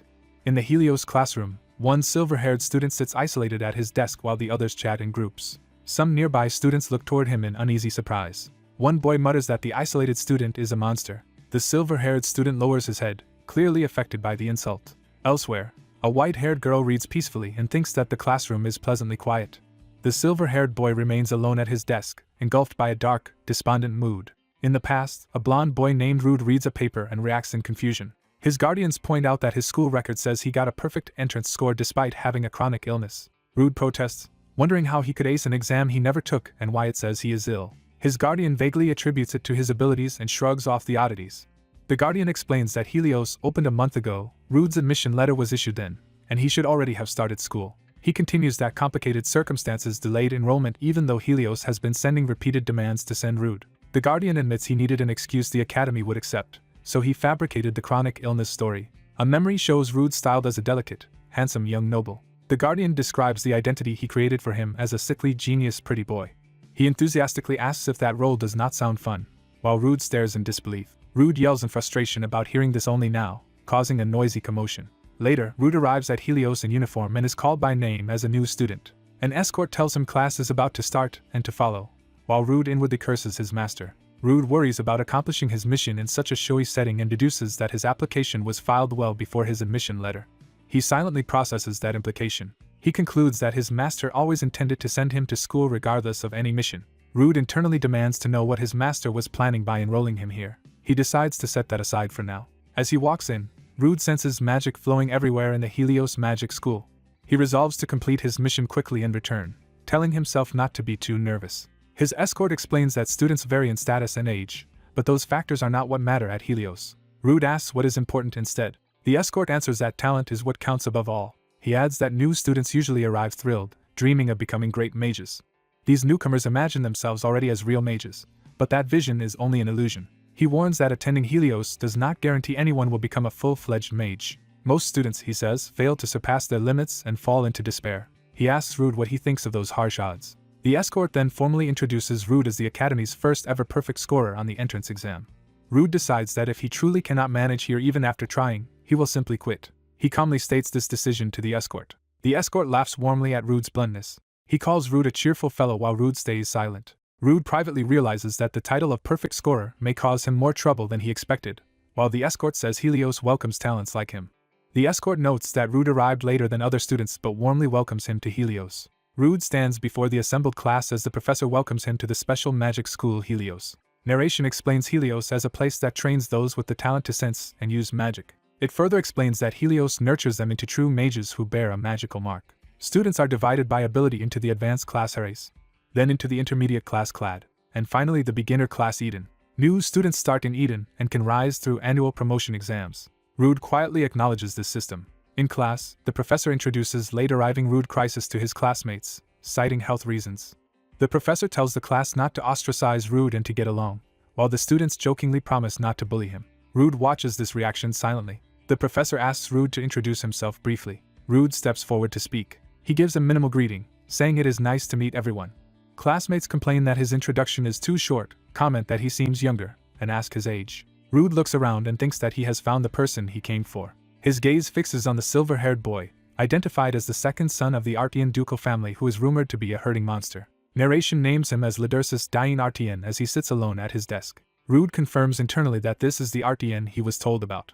Rude wonders why someone like Artian is sitting by himself. The professor tells Rude where to sit, and Rude agrees. As Rude observes Artian at his desk, he recalls the rumors that the boy was wounded by being labeled a monster, and wonders why that label exists. Rude resolves to first assess the classroom situation and quietly observe for a while. A voice suddenly greets him, catching him off guard. The blue-haired boy behind him cheerfully calls Rude an ability user for getting a perfect score, praises him, and starts asking his age. Rude answers that he is 15, and the older boy notes he is indeed younger. The boy introduces himself as Dio Barus and tells Rude to call him Dio. Rude hesitantly agrees to call him Dio, while Dio insists that classmates are all friends regardless of age. The professor scolds Dio Barus for chatting, remarking that he placed last on the test. He reminds Dio to save socializing for later since Dio wants to befriend Rude despite being last on the exam. Rude decides that for now he should avoid drawing attention to himself. He refocuses his gaze toward Artian. Rude thinks again that he will quietly observe Artian from a distance. After class, several curious classmates crowd around Rude, asking personal questions and wanting to call him by his first name. Rude notes that although he has a perfect score, there is also a strange rumor about him having a chronic illness, and the others bluntly ask what is wrong with his health, as he hopes staying quiet will avoid trouble. Overwhelmed by their curiosity, he wonders why everyone is so interested in others. Even during break time, the crowd keeps pressing him with questions about his age and background. The students follow him around as they keep chatting, leaving him no space. Rude guesses that this attention is because it is only his first day and politely answers questions about whether he is sick. Dio pushes through the crowd, claiming he has the important task of showing Rude around the school, and the classmates clamor to tag along. Rude stands quietly while others argue to accompany him. When he looks back, he notices that Artian has already left his seat. Rude wonders where Artian went just as Dio puts a hand on his shoulder. Dio enthusiastically declares they will go together as friends while Rude wonders when they became friends. Time passes as they wander through the grand campus. Dio guides Rude across a bridge, explaining that the school is huge and he may get lost at first but will quickly adjust. Dio adds that Rude does not seem like someone who would struggle and asks again to call him Rude. Rude indifferently tells Dio to do as he likes. Dio talks about how nervous he was entering Helios as a non-noble, and how he thought happiness would begin once he was accepted. He then laments that nothing really changed since he still ranked last on the entrance test. Dio admires Rude as amazing for being the first ever perfect scorer and says he is the total opposite of himself, while Rude insists it was just luck. Rude tells Dio he finds Dio impressive too. Rude explains that with so many new students, it is remarkable that Dio managed to score dead last, something not just anyone could do. Dio is left speechless by this serious compliment. He begs Rude not to say that with such a straight face, feeling lightly insulted as they walk. Later Dio announces they have reached their next destination. He proudly shows Rude the Helios Central Library, explaining it is the place they will visit most often. Rude notes how enormous the library is, and Dio agrees, emphasizing the vast amount of materials stored there. Dio points out glowing spheres over study desks, explaining they are magic spheres that create soundproof zones so students can study in silence. Dio brags about how cool this system is, while Rude calmly notes that maintaining it must cost a lot. Dio says the library has 4 floors but beginners like them can currently only use the first floor due to class restrictions. As they talk, a group of upperclassmen from above suddenly calls down to Dio, insulting his appearance. Their blonde leader, Chebel von Hedelio, confirms Dio is from Professor Hale's class. Dio nervously acknowledges this while standing beside Rude. Rude notices the golden crest on Chebel's sleeve, identifying him as a Harry's student. Rude wonders if Chebel belongs to the elite upper class. Chebel recalls that he has seen Dio before and starts to mention a certain notorious student in Dio's class. With a menacing smile, Chebel explicitly asks how the so-called monster is doing. Flustered, Dio stammers that this student is doing fine. Chebel feigns disappointment, calling that unfortunate. He then dismissively tells them to continue whatever they were doing and walks away. Dio admits his heart was pounding in fear, while Rude questions why he is so nervous just because Chebel is upper class. A chibi scene shows Dio in panic, symbolizing his fear of the upper hierarchy. He tells Rude that innocents like him do not yet understand how harsh the academy's hierarchy really is. Dio grabs Rude's shoulders to emphasize his warning. He declares he will tell Rude an essential story for surviving treacherous Helios. The first rule he lays out is never to oppose the upper-class Harrys. He explains that Harrys are an elite few recognized by the school for exceptional talent and ability, numbering fewer than 20. Each Harrys member is said to be powerful enough to defeat hundreds of ordinary students and enjoys great privileges and overwhelming skills. Dio warns that angering them means the end of a peaceful school life, while Rude thinks they are still just unawakened kids. Dio insists that out of over 400 students, only a tiny number become Harrys, making them like stars in the sky, and Rude asks what the second rule is. Dio whispers that the second rule is to be especially cautious of Chebel von Hedelian. He clarifies that Chebel is the flashy blonde upperclassman they just met. Dio labels Chebel a high-risk individual to avoid and says that if Rude encounters him it is best to lay low, since all Harrys are skilled but have troublesome personalities. When Rude suggests their personalities must be terrible, Dio hurriedly shushes him and drags him away. Dio anxiously tells Rude to be quiet in case someone overhears and insists this warning is vital. Dio elaborates that Chebel, heir of the powerful Hedelio Marquis family, is a famous Harrys member whom even professors avoid offending and who ruthlessly ruins anyone who crosses him. He concludes that if you get on Chebel's bad side, your life at school becomes a living hell. Rude acknowledges that he should be careful but presses Dio about what he means by monster. Dio says Rude will find out soon. The so-called monster is a typical example of what happens when Hedelio targets someone. As Rude asks for more details, Dio instead changes the subject and pulls him along. Dio cheerfully suggests they stop the gloomy topic and continue touring the many places around the academy with his new friend. Their tour continues across the campus courtyard, including a large fountain. They also visit a shop where Dio talks with a clerk while Rude listens. Dio leads Rude to a grand golden hall with a glowing teleport or magic circle at its center. Time passes as Dio talks non-stop during their tour, while Rude listens. The day shifts from bright morning to evening over the school. Exhausted, Rude finally rests in a reception room beside a cart piled with suitcases. He thinks this endless tour felt more like an expedition than a simple school orientation. He recalls Dio telling him to visit his room later and notes that despite only being here a month Dio acts like a know-it-all. A staff member arrives and apologizes for any wait as Rude muses that if Dio studied as much as he claims he would not rank last. She confirms his name as Rude Chrissy, and he answers yes. She explains that his luggage just arrived and that he will use a temporary room until a roommate assignment is finalized. Rude is surprised that his roommate has not yet been decided. She says all lower students must share rooms, but there is currently no suitable partner in his class and arrangements will take a few days. Rude, remembering the Duchess's intel, notes that there should be exactly one vacant spot in his class. The staffer reacts in confusion to his pointed observation. Smiling, Rude names Lidursus Diane Artian and remarks that he has heard that boy is occupying a room alone. Soon after, Rude stands with his bags in front of an ornate door, prepared to enter what will presumably be Arshan's room. Rude receives a special key that seems linked to his mission. He silently studies the key, looking thoughtful. A woman agrees to Rude's earnest request but tells him to return if he changes his mind. Rude recalls that persuading her took effort, and hopes the result will justify it. Arriving at the academy dorm, Rude goes to meet the main person of his mission. After knocking, Rude wonders if his new roommate is not in the room. He tests the door handle and finds it opens. Rude steps into a grand, ornate dorm room. He notices the luxurious golden bed by the window. He also observes an elegant desk area, realizing how extravagant the shared room is. Thinking the room is far too spacious and luxurious for 2 students, Rude looks around. He sees someone lying under the covers on one of the beds. Rude wordlessly examines the sleeping figure. He wonders in disbelief if his roommate is already asleep, likening it to a fairy tale child. Curious, Rude tugs at the blanket. As the blanket lifts, hair is revealed. Underneath, his long-haired roommate lies sleeping peacefully. Rude notes how soundly the boy sleeps despite being in no position to relax and feels unsure whether to be relieved. He stands over the bed in silence, watching. Deciding to leave him be, Rude turns away to unpack. The supposed sleeper suddenly opens vivid purple eyes. The boy shifts under the blanket and looks toward Rude. Rude turns his head, sensing movement behind him. The boy quickly squeezes his eyes shut again, pretending to sleep. Rude finishes settling in while his roommate continues to feign sleep in the other bed. Night falls over the academy complex. Somewhere in the building, lights glow as something stirs. A blue-haired mage, carrying books, nervously complains about being summoned so often and freezes at something he senses. He anxiously explains he needs more time to avoid the tower's notice. Facing a shadowy figure beyond a window, he stammers that the contract will be fulfilled if he is given more time, then reacts in shock. Bursting into a room, he calls for Professor Hale and demands to know what is happening. Hale, calmly reading, asks what the commotion is about. The mage says he just saw a black shadow. Panicked, he insists the shadow was real, unaware that a dark mass looms behind him. He shivers, realizing something ominous is nearby. The shadow lashes out violently. Hale watches tensely as events escalate.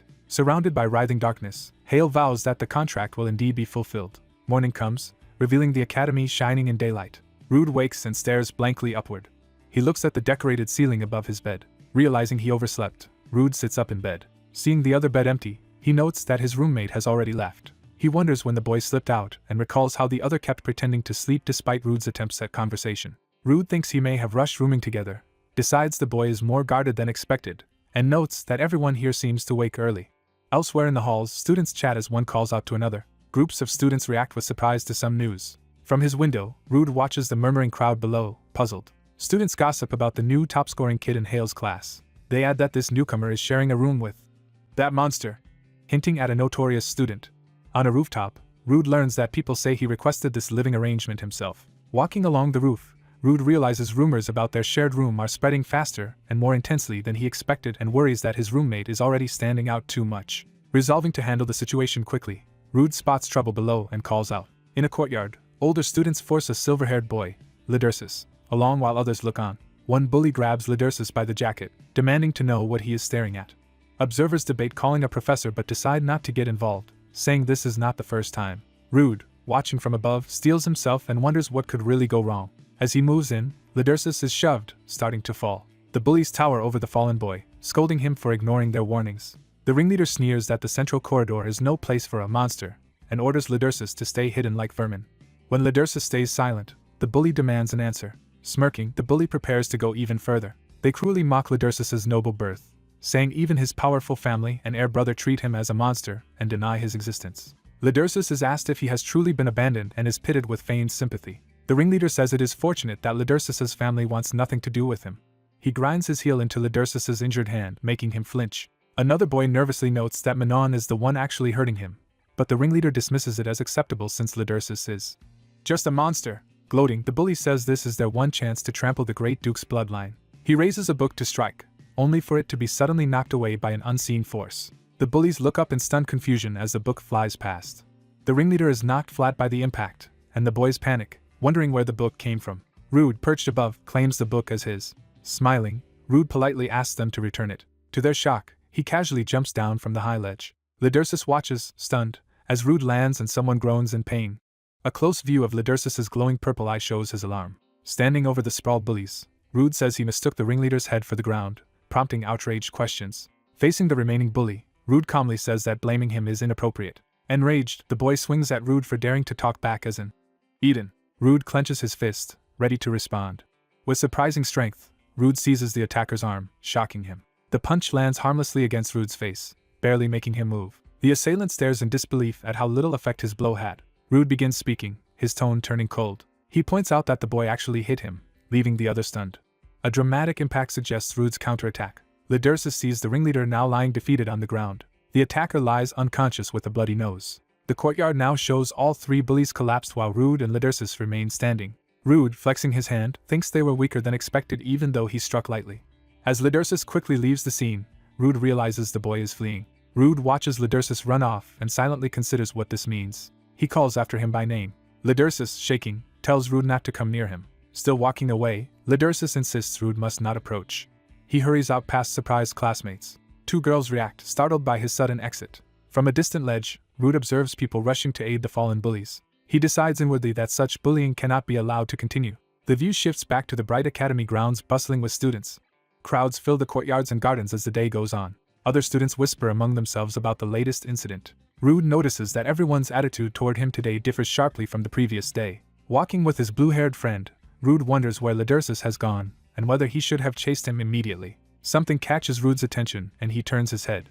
His friend suddenly grabs him in alarm, drawing stares from nearby students. Later, they slip into a storage-like space, slamming the door behind them. The blue-haired boy, Rude's friend, breathlessly asks if it is true Rude is sharing a room with Prince Artian, the so-called monster. Rude simply confirms it. Horrified, the friend urges Rude to change rooms at once, regretting not explaining the situation earlier. When Rude asks why, the friend insists it is necessary for Rude's peaceful school life and begs him to listen. He reminds Rude of his earlier warning that associating with the wrong person can make life hell and says that monster is Prince Artian. A brief flashback shows Lidersus, Prince Artian, sitting alone as that infamous figure. Rude responds calmly, prompting more disbelief. The friend explains that everyone shuns Lidersus as a monster and that he is thoroughly targeted by Chebel. Rude agrees, stating that Chebel von Hedelian is clearly the ringleader behind the harassment. He then pointedly asks his friend what he himself thinks about the situation. Rude questions whether it is acceptable that, because of one person's lead, everyone labels Lidersus a monster and ignores him. The two stand among crates as Rude waits for an honest answer. The friend says he personally does not think it is right but still hesitates.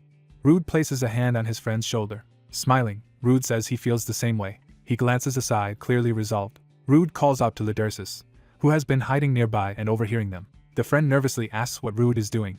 Hearing a sound, Lidersus unconsciously reaches toward a crate. He realizes they are talking about him and stiffens. From above, he listens as Rude continues, starting to deny something. The friend panics, asking when Lidersus arrived there unnoticed. Lidersus rises from behind the crates, startling both boys. As he starts to leave, Rude calls, "Wait, Lider!" The boys wince at the loud crash of crates as Lidersus moves away. They see him stumbling on the far side of the storage room. The friend tries to call out to him but Rude quickly covers his mouth. Lidersus demands to know what Rude intends by calling him over. He says nothing will change anyway and warns Rude he could end up treated the same way. Still turned away, Lidersus insists he is not joking about this danger. He begins to walk off. Rude steps forward and grabs the sleeve of his coat. Holding on, Rude calls Lidersus by name again. With a gentle smile, Rude says they really need to talk. Lidersus pauses in silence, back still turned. He shakes Rude off, saying there is no need. The two stand apart in the dim storage room as the distance between them grows again. Rude, confused and slightly hurt, reacts to being rejected while his friend calls his name.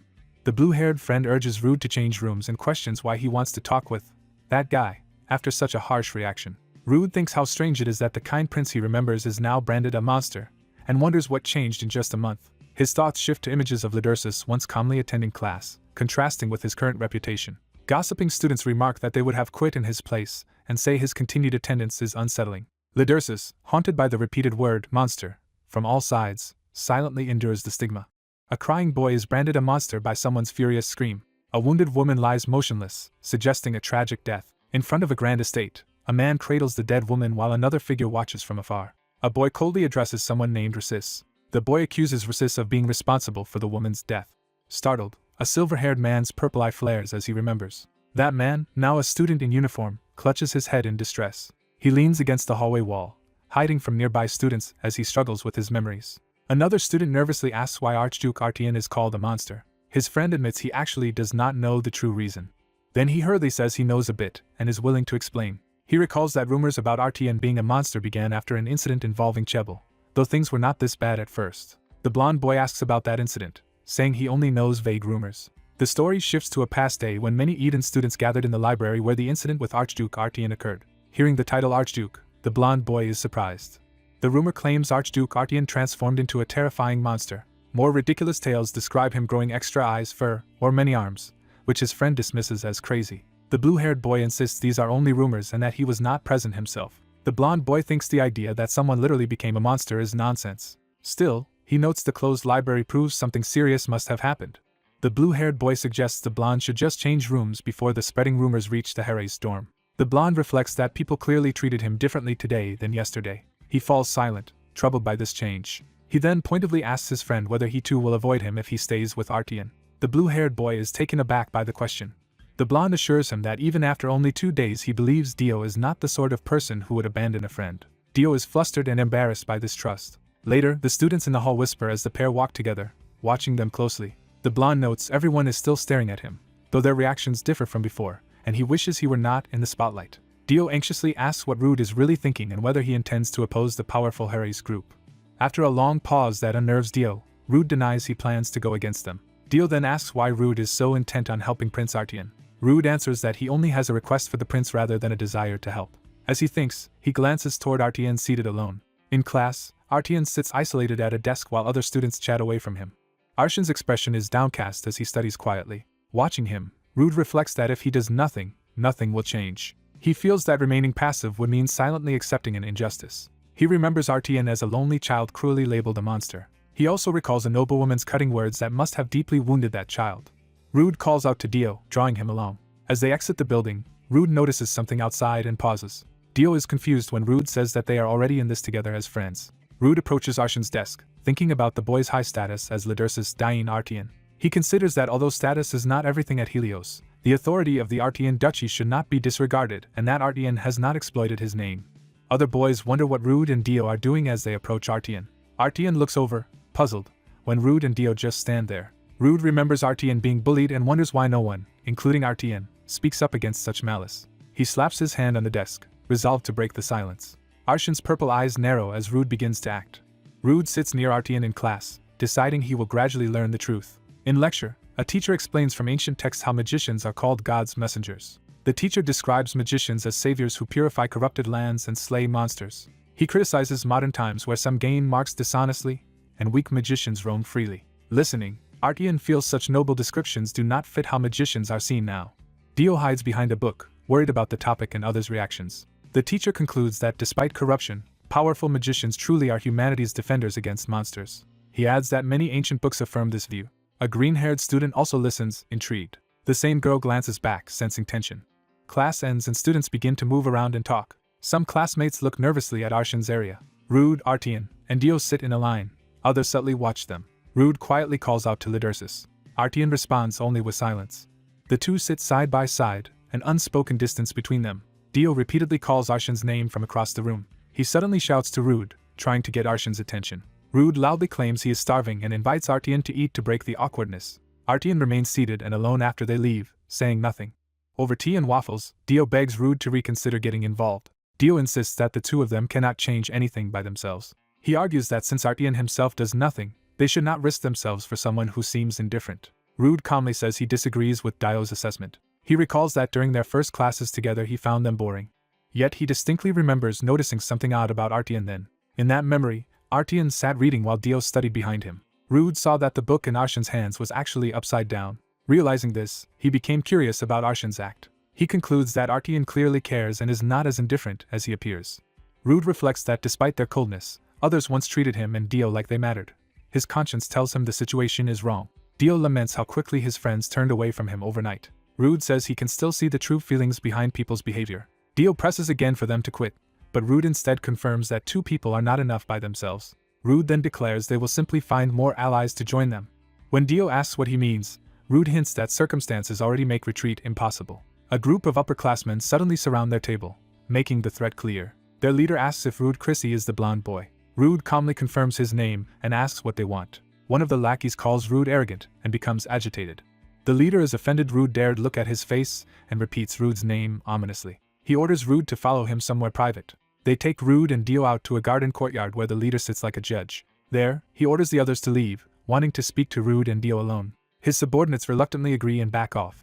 The leader fixes Rude with a hard stare. Rude recognizes him as Clad, someone he has seen before. Rude recalls seeing Clad together with Chebel von Hedelion during the fateful library incident. He realizes Clad is that same companion of Chebel. Clad implies Rude knows why he has been summoned to talk. Rude feigns ignorance, saying he has no idea. Clad is briefly speechless at Rude's cheeky answer. He acknowledges Rude as a late-arriving rookie and remarks on his fearlessness. Clad then bluntly tells Rude it would be best to stop getting involved with the so-called monster. Rude repeats the word monster, questioning it. He asks if Clad is claiming an actual monster exists within Helios. Clad, irritated, says he does not like Rude's wordplay. He demands to know whether Rude is meddling with Artian out of pity or for amusement, and tells him to stop either way. Clad warns that everything happens for a reason and tells Rude to stop interfering in matters he does not understand. He adds that if Rude keeps approaching that monster, Rude himself will be the one to suffer. Rude asks if Clad is actually trying to give him advice. Clad curtly denies it, insisting his words are not advice. Rude and Dio stare back at him, unsettled yet defiant. Clad labels his words a warning, pressing his threat. Later, as the sun sets over the campus, Rude and Dio talk alone outside. Rude repeats the word warning thoughtfully as he gazes at the sky. Dio suggests that after such a severe warning they should probably back off. Rude falls silent, considering his next move while Dio frets beside him. Dio finally asks what Rude intends to do now. Rude decides their first step is to find allies, even though he knows that will be difficult. He resolves that they must start by gathering information. He tells Dio they need to uncover the true story behind the incident and to look for people who might help. Rude concludes that the quickest way to the truth is to ask the person at the center of it all directly. He heads back toward the school, determined. Rude thinks that once he has spoken properly with Lidursus, he can decide whether to confront Chebel or shake up the entire school. He enters a storage-like room, planning his next steps as he searches. Surrounded by crates, he thinks they must devise the best way to resolve everything. Not finding Artian there, he wonders where the boy is wandering now. Meanwhile, Artian stands before the headmaster in the office. The headmaster again asks if Arshan's school life is truly free of problems. Artian replies that there is no problem at all. The headmaster reminds him of his connection with Daner and offers help if Artian ever wishes to talk. He adds that if Artian will not seek help, the school has little it can do for him.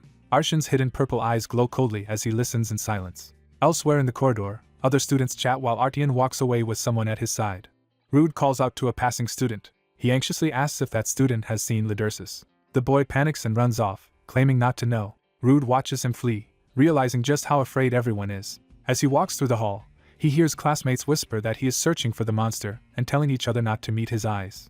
He inwardly complains that it is hard to even speak to anyone, though one classmate finally tells him Artian went toward the western storage. Rude approaches a sunlit room where a silver-haired girl stands. She confirms that the boy he seeks was carrying a mana sphere box and was likely Artian. Rude thanks her politely. As he turns to leave, she calls out to him, starting to say his nickname. Behind him, her friends question why she is talking to someone like Rude. Others worry aloud about the danger he might be getting into. The girl looks after him, puzzled by his determination. Rude steps closer to her and begins to speak. He clarifies that he is not looking for a monster at all, setting the record straight. The blonde boy calmly says he is looking for someone named Lidursus. He walks away while a white-haired girl watches his back. The girl thinks it is strange and finds his behavior amusing. His hand slaps the stone railing as he stops walking. He decides that if the person he wants is going to the western storage, he must pass this corridor. From the balcony he notes, he should be able to see Lidursus crossing the courtyard below. He worries that Lidursus might already have passed and starts scanning the area. He looks intently down from the balcony. He spots a long-haired boy carrying a box of bread and recognizes him as Lidursus. He starts to call out to him loudly. He abruptly stops himself, telling himself to wait. Seeing the distance and the crowd, he hesitates, wondering if he should call out to Lidursus at all. He recalls the earlier warning from the stern upperclassman about staying away from Lidursus. He stands frozen at the railing, thinking. He steels himself to act despite his hesitation. Down below, another student suddenly shouts Lidursus's name in alarm. The other nearby students also react and shout out Lidursus's name. Lidursus, startled, looks up with confusion at being called. He sees the blonde boy on the balcony above, equally surprised. The blonde boy smiles, waves, and tells Lidursus to stay put while he comes down. Terrified, Lidursus turns around and bolts away with the box. From above, the blonde boy watches Lidursus sprinting off. He thinks in exasperation that Lidursus is running away from him yet again. Lidursus keeps running with the box clutched to his chest. Watching him flee, the blonde boy silently focuses on him. Lidursus remembers a past moment, saying he does not need something that is being offered. That memory shows him and the blonde boy standing apart in a dim storage room. The blonde boy grips the railing again as he makes up his mind. He concludes that Lidursus intends to avoid him to the very end. Power flares around the trees outside as he prepares to move. He decides that if Lidursus keeps avoiding him, he will simply chase him. With an explosive leap, he lands on the ground nearby, startling onlookers. His determined gaze fixes on the fleeing Lidursus. He vows internally that he will chase Lidursus down and rushes forward. As he runs, he shouts Lidursus's name, shocking the other boy. Another upperclassman, Chebel, suddenly appears using dark energy and orders Lidursus to stop. The watching students who know Chebel are stunned into silence. Two girls watching whisper to each other about the unbelievable scene they just witnessed. They realize in shock that the blonde boy actually jumped from the high balcony. The blonde boy races across the campus after Lidursus. A wide view shows both boys sprinting through the courtyard with other students staring. Bystanders ask what is going on as they watch the two students running. The blonde boy thinks he has unintentionally turned himself into a spectacle. While chasing, he notes that Lidursus runs better than expected and that the gap between them is not shrinking, though he still focuses on catching him. He decides that, no matter how strange things get, capturing Lidursus comes first and reaches out for him. Lidursus glances back in alarm as the blonde boy gains ground. Clutching the box, Lidursus reaches inside while muttering to himself. His hand closes around one of the round objects, which begins to glow with magic. Still running, he pours magic into the object, causing the other balls to scatter from the box. The blonde boy realizes Lidursus has just used magic and grudgingly thinks it is a decent move. One magically propelled ball slams into the blonde boy's forehead as he runs. Lidursus's eyes glow fiercely violet as he channels more power. From a distance, Lidursus awkwardly apologizes, leaving the blonde boy annoyed and confused. The blonde boy retorts that if Lidursus is sorry he should not run away and wonders why this pointless chase had to happen. Lidursus replies sheepishly that he only ran because he was being chased. The blonde boy argues back that Lidursus started running first, insisting it is his fault. Lidursus claims he called out earlier but says he could not hear anything from that distance. Looking serious, he finally addresses Lidursus by name to get his attention. Elsewhere, a group of students gather and notice Chebel watching them from an upper walkway. Chebel stands alone on the balcony, observing with interest. A close view of his earring shows his composed demeanor. Chebel and a few other upperclassmen approach the scene silently. The blonde boy tells Lidursus not to run anymore and suggests they talk properly. Overwhelmed, Lidursus snaps and shouts at him not to come any closer. The blonde boy is taken aback by the harsh rejection. Lidursus trembles and begs him not to come near. The two stand far apart, tension hanging between them. The blonde boy accepts his request with a quiet acknowledgement. Lidursus bends to pick up another ball, starting to speak. The blonde boy suddenly hurls a ball back at him, angrily surprising Lidursus. Lidursus rubs his head, utterly bewildered by being struck. The blonde boy grabs him by the collar before he can react. Holding him close, the blonde boy demands to know what Lidursus plans to do if he keeps running like this. He stares seriously into Lidursus's eyes, searching for an answer. Lidursus, shocked, can only stare back in silence. The two stand locked in that pose, unsure how to proceed. The blonde boy awkwardly explains he only wanted a simple conversation, not anything dramatic. Chebel suddenly drops down beside them, repeating incredulously that they just want to talk. Lidursus's eye shows rising fear as Chebel's presence triggers old trauma. Chebel presses his boot against Lidursus's back, referring to him as a monster. From above, he pins Lidursus underfoot while another student watches. Chebel coldly asks what kind of meaningful conversation they think they can have with someone like Lidursus. Lidursus trembles submissively under Chebel's boot. Chebel taunts him, ordering him to speak up and calling him Little Eden. Chebel contemptuously asks what kind of conversation anyone could have with a thing like Lidursus as he steps toward them. He launches himself at Lidursus and the blonde boy, beginning a magical assault. A quick sequence shows all three faces reacting as the attack unfolds. Time jumps, and later the blonde boy and Lidursus stand again at the railing, shaken.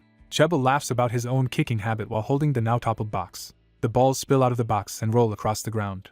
Chebel's hand presses on the blonde boy's head as he suggests moving somewhere quieter. Chebel glares down at the two boys, beginning to menace them again. He demands to know if the blonde boy has a death wish and curses him internally. The blonde boy calmly answers that he actually wants to live and politely asks Chebel to remove his hand. Chebel asks if the blonde boy even understands who he is provoking, while the boy replies that he does.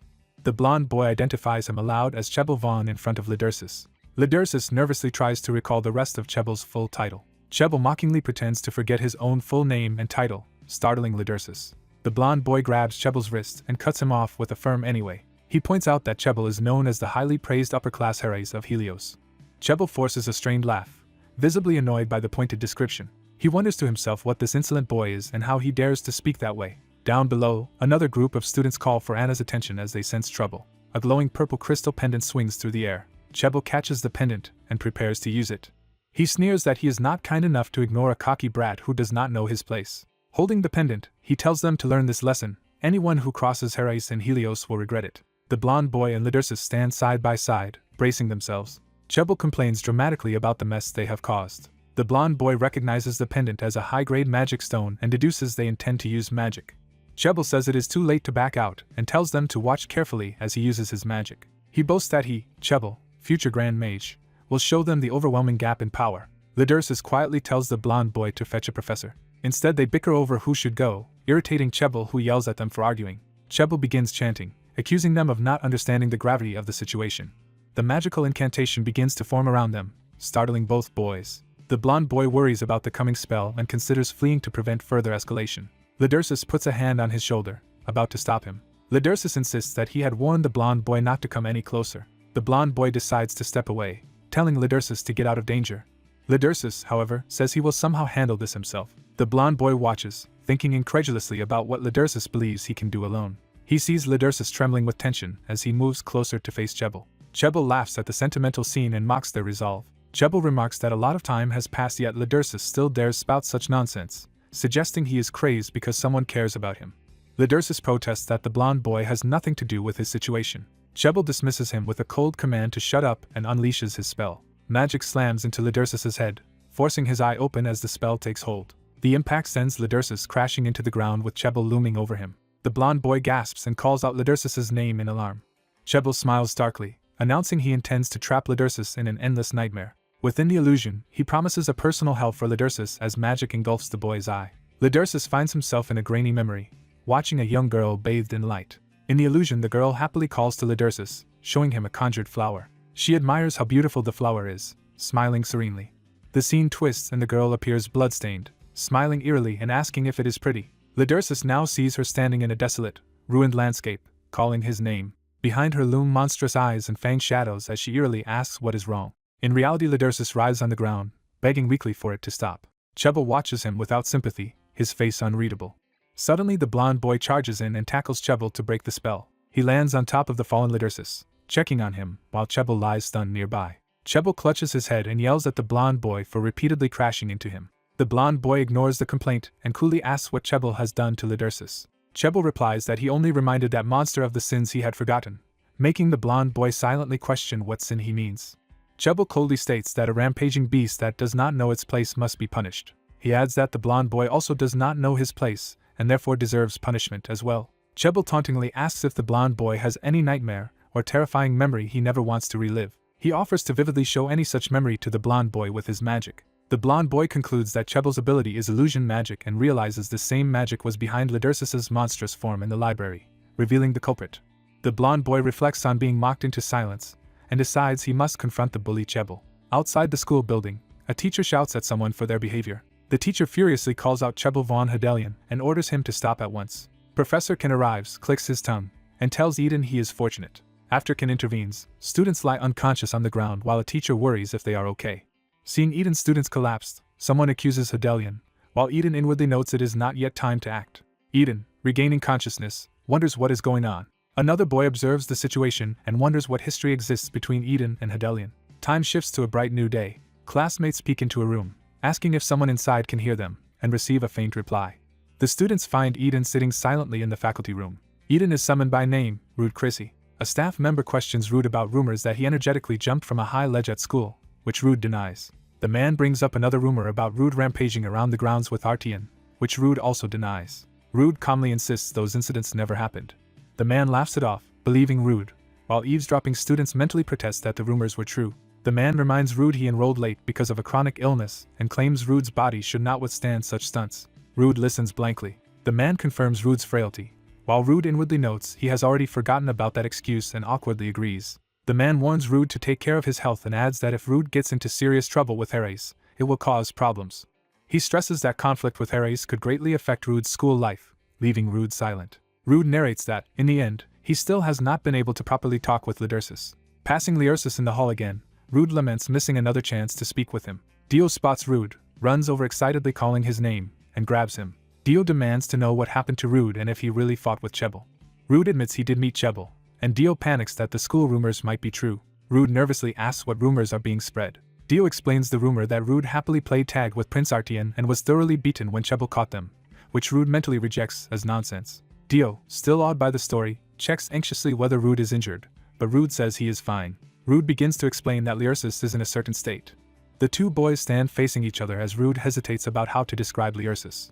Dio jumps to the worst conclusion and asks if Lydersis is dead, but Rude clarifies Lydersis is alive. Rude scolds Dio for mentally killing someone who is fine and notes the school would be in chaos if such a thing had happened. Rude ends the discussion for now and tells Dio to come along, leaving Dio confused about where they are going. Rude quietly thinks things over. Rude answers that they are going to see Lydersis in person. Elsewhere, people mention that Lydersis has already been released from the infirmary. Rude and Dio search a storeroom full of crates, debating whether they should have checked the classroom again. Dio suggests waiting in class instead, and Rude is about to agree. As they advance among the crates, Dio remarks that no one seems to be there, unaware of a figure nearby. Suddenly they both sense something and react in shock. They discover Lydersis sitting alone among the stacked crates. Dio clings fearfully to Rude, who calls out to Lydersis. Rude casually asks Lydersis what he is doing hiding there. Lydersis remains silent, half concealed behind a crate. Rude decides now is as good a time as any and prepares to talk seriously. Sitting down beside Lydersis, Rude unexpectedly offers him a piece of candy, puzzling Dio. Rude tells Lydersis to ignore baseless rumors about becoming a monster. He then asks why Chebel von Hedelion labels Lydersis a monster. Lydersis flinches, listening to that pointed question. Lydersis initially mutters that it does not matter. He insists that whatever others call him has nothing to do with Rude and pleads to be left alone. Becoming emotional, Lydersis begs Rude not to care about him or come near him and to stop paying attention. Rude quietly watches Lydersis's outburst. Dio, standing aside, is left speechless by the intensity. Rude asks if Lydersis intends to continue living while everyone calls him a monster. Lydersis replies weakly that he does. He breaks down and confesses that he believes he truly is a monster. Rude reaches his hand toward Lydersis as if to comfort him. After some hesitation, Rude simply responds that he understands and pulls back. Lydersis looks down at the small candy resting in his palm. Rude says that if Lydersis refuses to talk, he will instead ask Chebel about the truth, startling Lydersis. Rude smiles faintly, resolved. With a bright smile, Rude explains he is only curious why Chebel keeps calling Lydersis a monster, and repeats that this matter actually has nothing to do with Lydersis himself. Lydersis stares at Rude in stunned silence. A narration introduces Rude Chrissy as a chronically ill child who entered Helios special magic school a month late. Professor Ken is surprised to hear Rude described as chronically weak, since Rude seemed extremely energetic. Another professor reports that Rude, who rooms with the rumored monster and sits beside him, is the first student ever to score perfectly on the entrance exam, catching Ken's interest. Ken reacts sharply to this information. Ken scoffs that Rude must be arrogant just because he aced the test. His colleague asks what they should do about such a student. Ken coldly decides they must ensure Rude never dares to rise above his place again, activating a sinister blue pendant. Dark energy pours from the pendant. The energy settles back into the gem, charged. A shadowy creature with glowing eyes forms in the trees below the balcony. The smoky creature becomes more distinct, lurking in the foliage. Then it slips away unseen. Someone on the balcony senses something odd and grips the railing. Teshiana, called by friends, glances around, sensing that something just happened. In another scene, a princess cheerfully plays with her snacks while her tutor scolds her for playing with food. She complains about being called princess here and points out that Teshiana is affectionately called Tessie, which she wants as well. The tutor gently tells her to remember that while at school she must not be addressed casually as Tessie. He explains that in this setting Teshiana is not just Tessie. He clarifies that here Teshiana is properly addressed as Professor Lowell. That night, Rude's master contacts him through a magical communication stone, asking how school life is. The master asks if Rude has made friends yet. Rude answers that this is not the urgent issue and explains that the mission's target, Lydersis, seems unwilling to accept help. He reports that Lydersis told him not to pay attention, so direct involvement is difficult. Rude adds that since Lydersis dislikes interference, he cannot act freely, but his master still presses about friends. Frustrated, Rude wonders aloud if he should just withdraw from the school, and the master emphatically tells him not to. The master asks whether Rude truly believes Lydersis does not want help. Rude admits he is unsure but senses there is more to the situation than others know. He comments that the students at the school seem strangely abnormal. He describes how they behave as if hypnotized, constantly calling Lydersis a monster and shunning him. Rude concludes that upperclassman Chebel von Hedelion appears to be the one who orchestrated this ostracism. Hearing the family name, the master reacts with interest and asks Rude to confirm it. The master says of course he knows the Hedelian family. He confirms from his own location that he is familiar with them. The master explains that House Hedelian is a prestigious mage family whose current marquis is an influential central noble in the imperial capital. Pondering this, the master notes something curious. He recalls that the Marquis of Hedelian and the Duke of Artian are famous rivals, wondering if their children's conflict mirrors that feud. Rude answers that the boys are not exactly enemies. It is more that Lyrsis is being one-sidedly harassed. The master muses that maybe Lyrsis wronged Chebel in some personal way, then jokes about stolen girlfriends, before promising to investigate both families. He tells Rude not to shoulder everything alone and to treat school like a normal student, perhaps even making friends. The master continues teasingly that Rude should prioritize enjoying school life and forming friendships. As the master starts to repeat the word friend, Rude abruptly closes the communication. Rude firmly shuts the stone case despite his master's protest. He stands in silence afterward, overwhelmed. Then he heads off decisively across the rooftops. Walking, Rude mulls over the idea that the rival noble families might explain Chebel and Lyrsis' situation. He decides that, for now, he can only keep observing what happens. The scene shifts to a remote seaside cliff where another story unfolds. A man reaches a hand to steady himself on a high balcony railing above the sea. Exhausted from the climb, he catches his breath. Complaining, he wonders why Ruby Monter chose such an inconvenient place to live. Muttering about her poor taste, he knocks on Ruby's door. As he knocks, he reflects that she will have to control her temper to adapt to this world. He steels himself with a deep breath. Then he pushes through a shimmering barrier and steps inside. Bursting in cheerfully, he announces Elzebel's arrival to Ruby, whom he affectionately calls a little cutie. A huge pink fish-like monster reacts in shock to his entrance. Elzebel finds only the fish demon Gamut in the room, not Ruby. Relieved, Elzebel notes Ruby is absent. Gamut informs him that Lady Ruby Monter is currently away. Elzebel comments that the human world seems more entertaining than expected. He asks incredulously if Gamut really swam across the sea to get here, and Gamut confirms while noting there are many similar beings in the ocean. Gamut snipes that Elzebel smells worse than the sea, leading to mutual insults about odor. Elzebel asks why Gamut is still in monstrous form when Ruby told him to practice staying human, and Gamut grumbles that staying transformed feels suffocating. Elzebel agrees it is stifling to remain indoors and urges Gamut to go enjoy the human realm. Gamut retorts that, unlike Elzebel, he did not come here just to have fun. Elzebel acknowledges this with a drawn-out, amused reply. Deciding to help anyway, Elzebel suddenly grabs Gamut's fins or cloak. He drags Gamut toward the balcony, declaring that as a comrade he will relieve that stuffy feeling, while Gamut panics. Gamut's eye bulges in terror as he is hurled away. Elzebel gleefully tosses the massive fish off the cliff into the sea below. Gamut hits the water with a huge splash and explosion of spray. Back inside, Elzebel laughs and asks if Gamut feels more refreshed now. The narration lingers on the sparkling ocean surface. Gamut slowly resurfaces from the water, furious. In his human-like form, Ruby Monter emerges from the sea, seething that Elzebel's terrible personality has not improved even in this world. Elzebel teases her for still being grim and humorless, while she threatens to kill him if he does not shut up.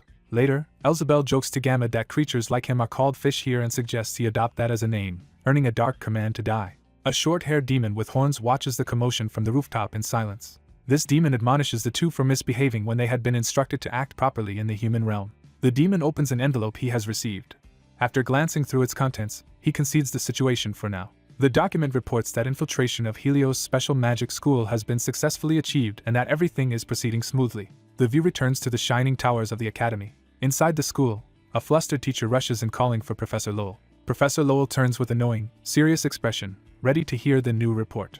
A woman greets Professor Hale in a grand hall and asks if he has seen Professor Lowell. Hale replies he has not seen Lowell today, and the woman anxiously wonders where Lowell could be. Hale studies something intently, looking serious. He places his hand on glowing runes in silence as he examines the device. The woman realizes this intricate magic circle is the teleportation array for their upcoming Eden Field practice and marvels at its complexity, asking if Hale created it. Hale modestly confirms the teleportation array is indeed his work. The woman says she heard the array will be linked to the tower's training room for this practice. Looking over the vast, ornate array, she exclaims that field practice using this teleportation system will be amazing. Hale smiles faintly, pleased by her reaction. Hale notes that since this is the first practical training of the year, they must prepare carefully so it ends without any accidents. The woman praises Hale as Li Dongjin's master and gushes that he is impressive, while he laughs it off. A hand slams a blue notebook down on a table. A blonde boy watches the notebook being placed before him without speaking. The blonde boy asks Dio what this notebook is, and Dio insists it contains valuable information he gathered. Dio explains he compiled all this intel in just one day despite classmates avoiding him, and the blonde boy finds that impressive. The blonde boy remarks there are many names listed and asks if everyone there is strong enough to oppose Chebel. Dio admits not exactly, saying he mainly investigated nobles and top-grade students first. The blonde boy quietly absorbs this answer, thinking. When Dio complains about the blonde boy's expression, another student says he was only wondering if the intel will be useful.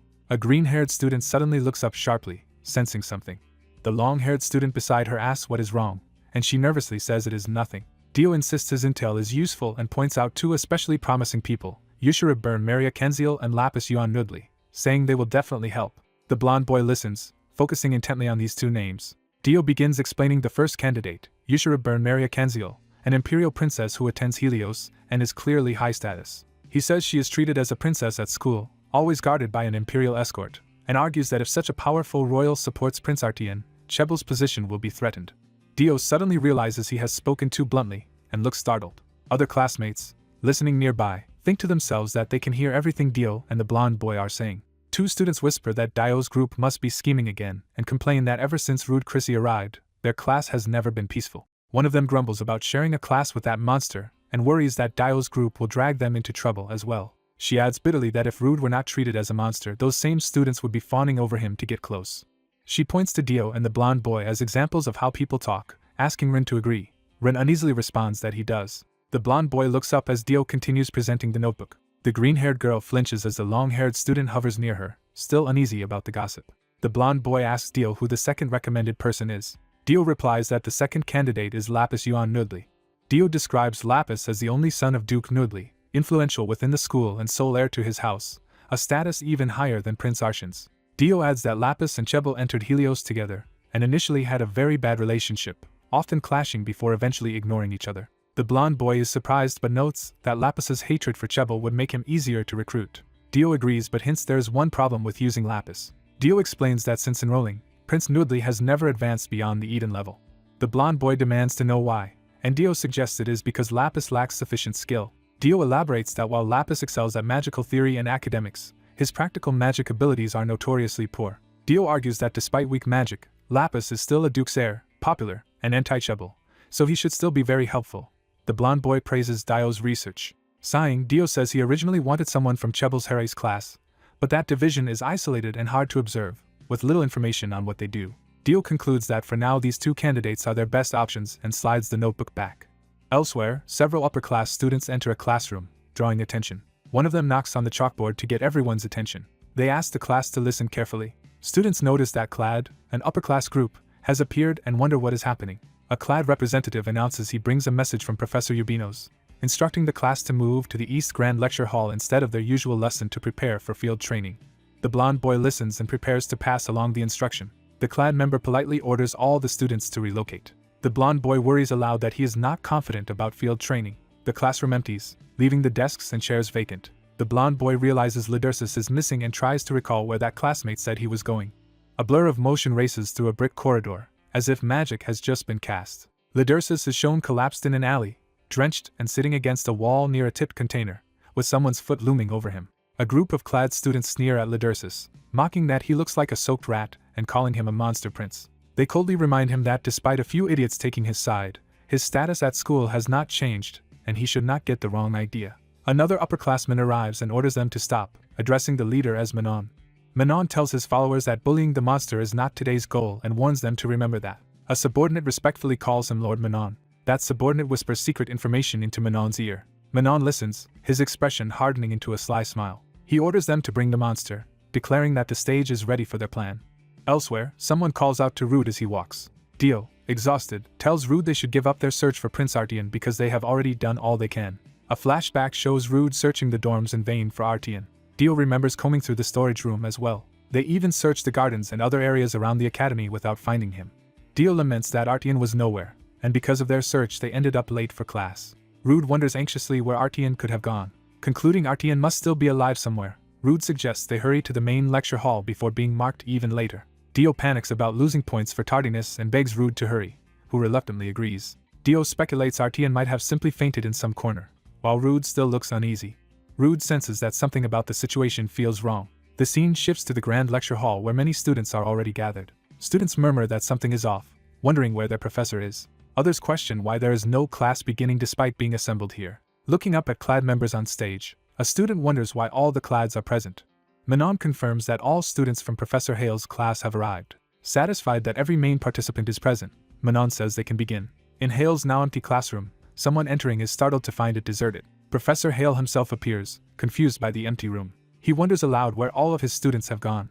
Outside, the wind rustles tree branches peacefully. Dio, brushing leaves from his hair, reacts in confusion to something he sees. Rude notes how suspicious it is that the lecture hall doors were even locked, concluding that there is something fishy about this special class. Realizing the implications, Rude thinks that this is bad. Using a hidden door in the hedges, Dio reveals a secret passage he knows about, despite Rude finding it suspicious, and says they must crawl inside. Back in the hall, clad members wheel in carts of spherical objects before the assembled students. Manon holds up one of the dark green spheres, a mana orb. He explains that trainees who are not full mages yet must use mana stones or orbs to cast spells, and that today they will practice by manifesting mana stored in these orbs. He emphasizes that mana manifestation with such orbs is a basic but essential mage skill. Manon says that, to prepare for future field practice, today's special class will focus on this manifestation exercise. He announces that the class will evaluate each student's mana manifestation ability. A worried student asks if the professor even authorized this special lesson. Manon remains silent, giving no reassurance. Several clad members move into position, while students watch nervously. One student whispers in shock, wondering what is going on. A group of students reacts with alarm as something suddenly happens among the crowd. They see classmates being jostled and begin to realize something is wrong. Manon curtly ends the questioning and asks if anyone else has objections. The watching students fall silent, too scared to speak. More students stare uneasily, also saying nothing. Manon smiles faintly, satisfied with their silence. He begins a detailed explanation of the mana orb they will use, noting it is only for testing and not for normal spellcasting.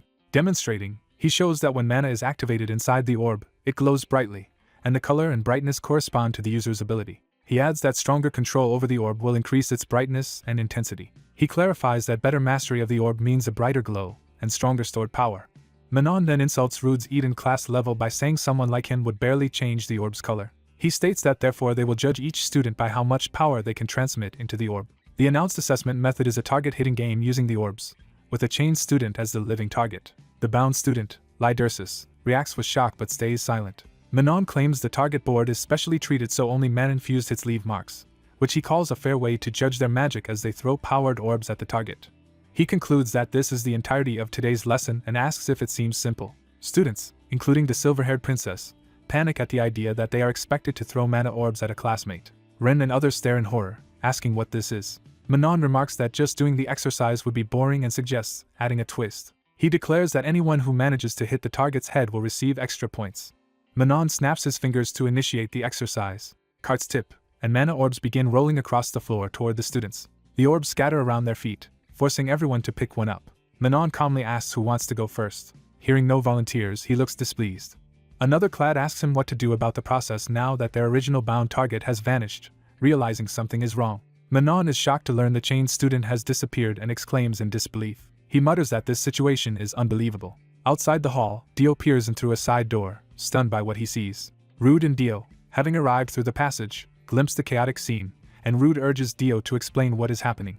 Realizing the students are being forced into a dangerous test, Dio shoves Rude back inside the hidden doorway to keep him from being seen. Dio panics that things have gone very wrong and says they need to call a professor immediately. Rude looks confused and concerned, wondering what Dio means.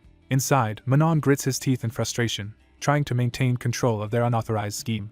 A worried clad asks Manon what to do about the procedure now that things are off script. Manon decides that since they have gone this far, they must stick to the original plan. He internally curses that they carried this out without informing Lord Chebel and now everything is going awry. Meanwhile, the princess tentatively holds a mana orb, still uncertain. She stands silently with the orb glowing faintly in her hand, hesitant to act. One of the clads on stage asks again for a brave volunteer to start, threatening to pick someone if no one steps forward. He chooses the frightened girl standing with her hands clasped, pointing her out before the crowd. He confirms she is the one he wants and orders her to come take a mana orb and start the test. The chosen girl stands frozen between two classmates, overwhelmed. Trembling, she stammers that she cannot do it. The clad smirks and asks if, in that case, she would prefer to be the one tied to the target instead. Horrified, the girl can only gasp. She desperately thinks for someone to help her, as she looks around. Her nearby classmates avert their eyes and say nothing, too scared to intervene. Tears welling up, the girl realizes no one will save her. Shaking, she grips the mana orb while being coldly told that she knows exactly what she must do next. A student grips a dark orb used for the test. The examiner notes the orb's color change is weak but accepts it. He says the next and most important stage is beginning, with a silver-haired boy chained to a target. He promises full marks if they hit the monster, meaning the bound boy. A frightened girl hesitates, but he orders her to proceed. He commands her to throw, and she forces herself to act. The orb flies wildly through the air. It lands far from the target, showing she purposely missed. The examiner pauses, clearly displeased. He declares the girl disqualified, shocking her. Saying her behavior is troublesome, he decides to demonstrate himself. Another student with pink hair volunteers to show a proper throw using a glowing orb. He hurls the empowered orb straight at the chained boy. The orb smashes into the boy's face as he reels in pain. The orb then drops and rolls on the platform. The watching students are stunned into silence. The examiner praises the demonstration and asks if everyone saw how it should be done. He cheerfully asks who wants to try next. A blue-haired boy internally calls them lunatics. He looks for his own professor for help but realizes the man is gone. A hand lifts quietly, volunteering. The examiner is surprised to see this offer. A calm voice from the crowd says it will participate. Blonde student Rude Chrissy raises his hand and offers to try. The blue-haired boy, horrified, shouts Rude's name. Other upperclassmen take notice of the volunteer. The chained boy reacts in surprise to someone stepping forward. Rude smiles gently as he steps to the front. Both sides of the hall fall silent, watching him. One senior recognizes Rude Chrissy's name with concern. Another student wonders warily what Rude is planning. The examiner reluctantly agrees to let Rude attempt the test. He invites Rude to show what he can do.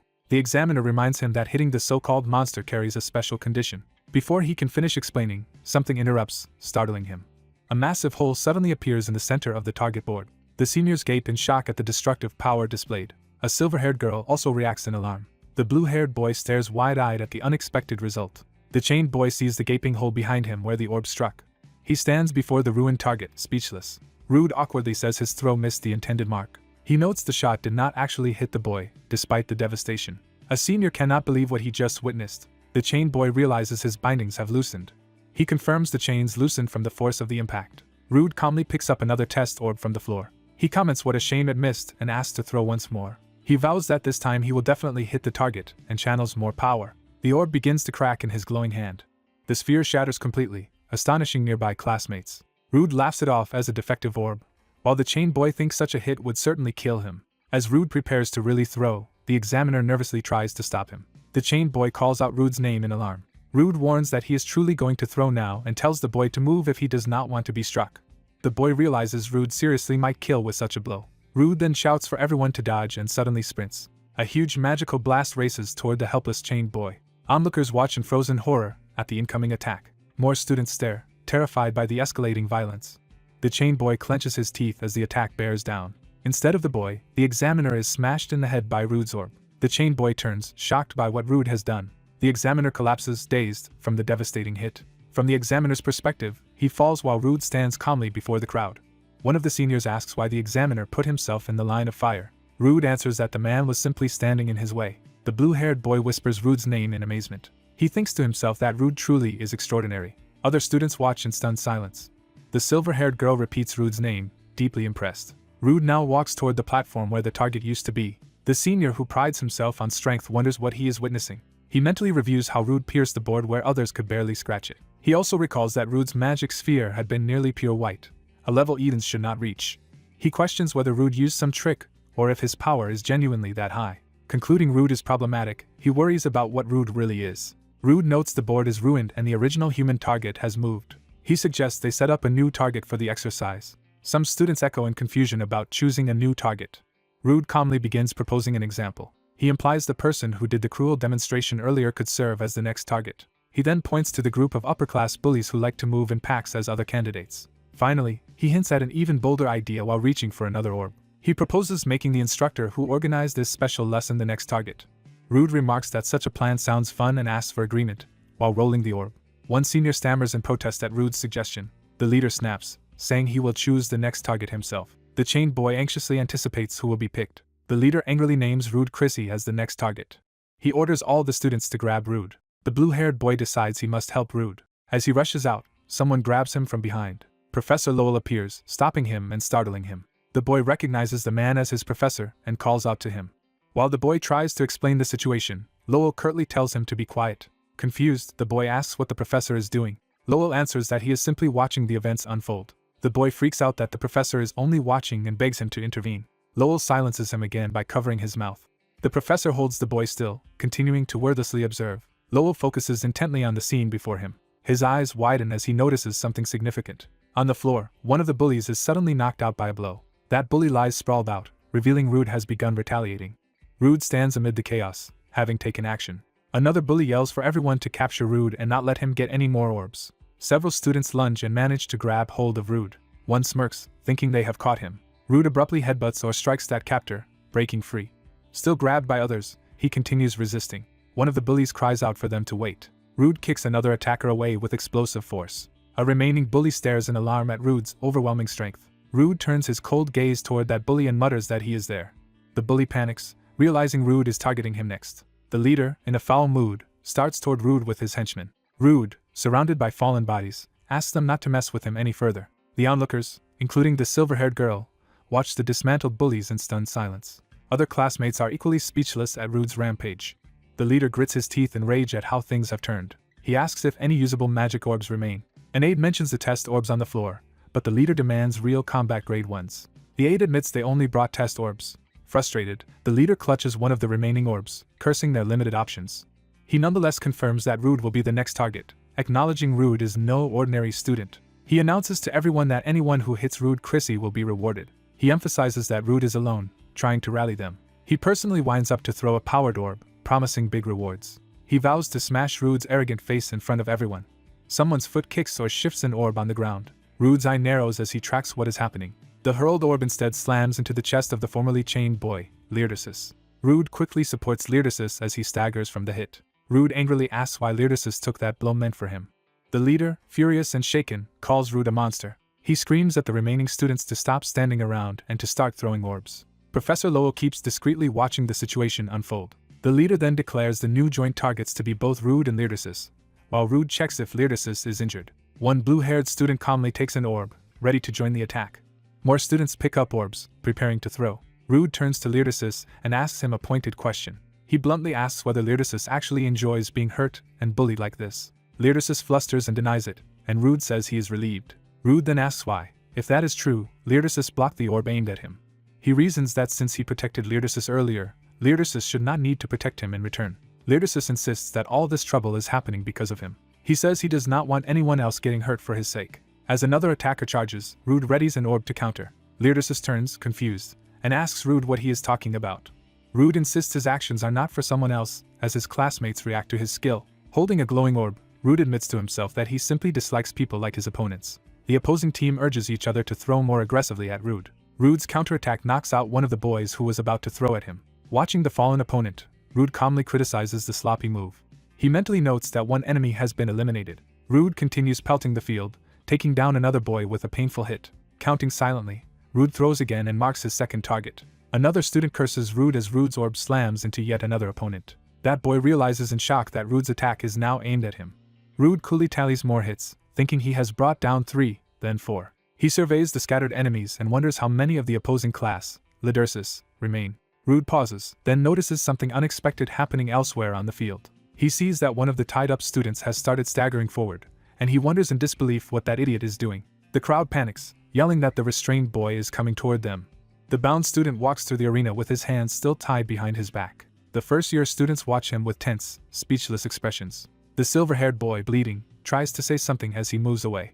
A green-haired girl runs after him, alarmed that he is bleeding. Hearing her, the boy stops and turns slightly in surprise. The girl hesitates, clearly moved and worried as she looks at him. She rushes up and offers to untie the rope around his wrists first. Their classmates watch this scene in stunned silence. The green-haired girl apologizes to the boy for how he has been treated. He listens quietly, still shaken and unsure how to respond. Meanwhile, Rude keeps throwing mana orbs with deadly accuracy. Another target screams as Rude's orb flies toward him. Rude blasts that student as well, increasing his count. He reflects that with this latest hit his total has climbed into the double digits. Rude estimates he has eliminated around 11 or 12 people. He thinks about what task remains to finish the match. Seeing a last cluster of hostile students, Rude decides that only that side is left. Their leader realizes in horror how many of his classmates Rude has already felled. Rude walks toward them alone, surrounded by the bodies of those he knocked out. The leader, Manon, panics internally, wondering what is happening. Several of his classmates lie unconscious on the ground. Others sit dazed and injured, holding their heads. More bodies show how thoroughly Rude has dominated the game. Manon questions if this overwhelming defeat is a dream. He freezes as Rude approaches him. Facing the remaining advanced class group, Rude suggests continuing the match. Smiling sweetly, he asks if they should carry on. The rope drops to the floor as the tied boy is finally freed. The freed boy and the green-haired girl stand together, uncertain what to do next. The boy, still silent, thinks uneasily about what just happened. The girl nervously calls out to him, trying to start a conversation. She gently grabs his sleeve to keep him from slipping away. Her friend urgently calls Ren back, begging her to return to safety. Ren hesitates, conflicted as she looks at Artian. Their classmates stand in awkward silence, ashamed of how they treated him. Ren steels herself, lips pressed tight with determination. She finally asks everyone how long they plan to keep acting this way toward Artian. Ren confronts them, asking if they truly believe Artian is a monster. She admits she has made mistakes too but declares that what they did is wrong. Ren points out that Artian never harmed them, so there is no reason to treat him like this. Her friend wonders if Ren is simply afraid of the powerful advanced class. Artian listens, admitting he does not know how great the top students are. Ren argues that however strong they are, they cannot punish all of the regular students together. As she speaks, one advanced class student is hurled away, shocking her. Ren stares in confusion at the sudden turn of events. Her friend gasps when she sees what has happened next. Artian notices that another advanced class bully has been violently taken down. The bully lies unconscious, crushed against the target. Artian turns, startled by the commotion. Close up, his eyes widen as he realizes what is going on. On the platform, Rude now faces Manon directly, with the shattered target behind them. Manon shouts that Rude's actions will change nothing and that higher authorities will punish both Rude and Artian. Rude replies that he is tired of hearing Artian called a monster. He tells Manon to look closely at the situation. Rude contrasts the silent boy who endures the bullying with the group that gangs up on someone powerless. He asks everyone which side truly looks like the monster, implying the bullies are. Lapis races toward Rude, calling his name in alarm. Rude turns as his friend yells to him. He glances back, spotting something incoming. A mana orb hurtles downward toward his unprotected head.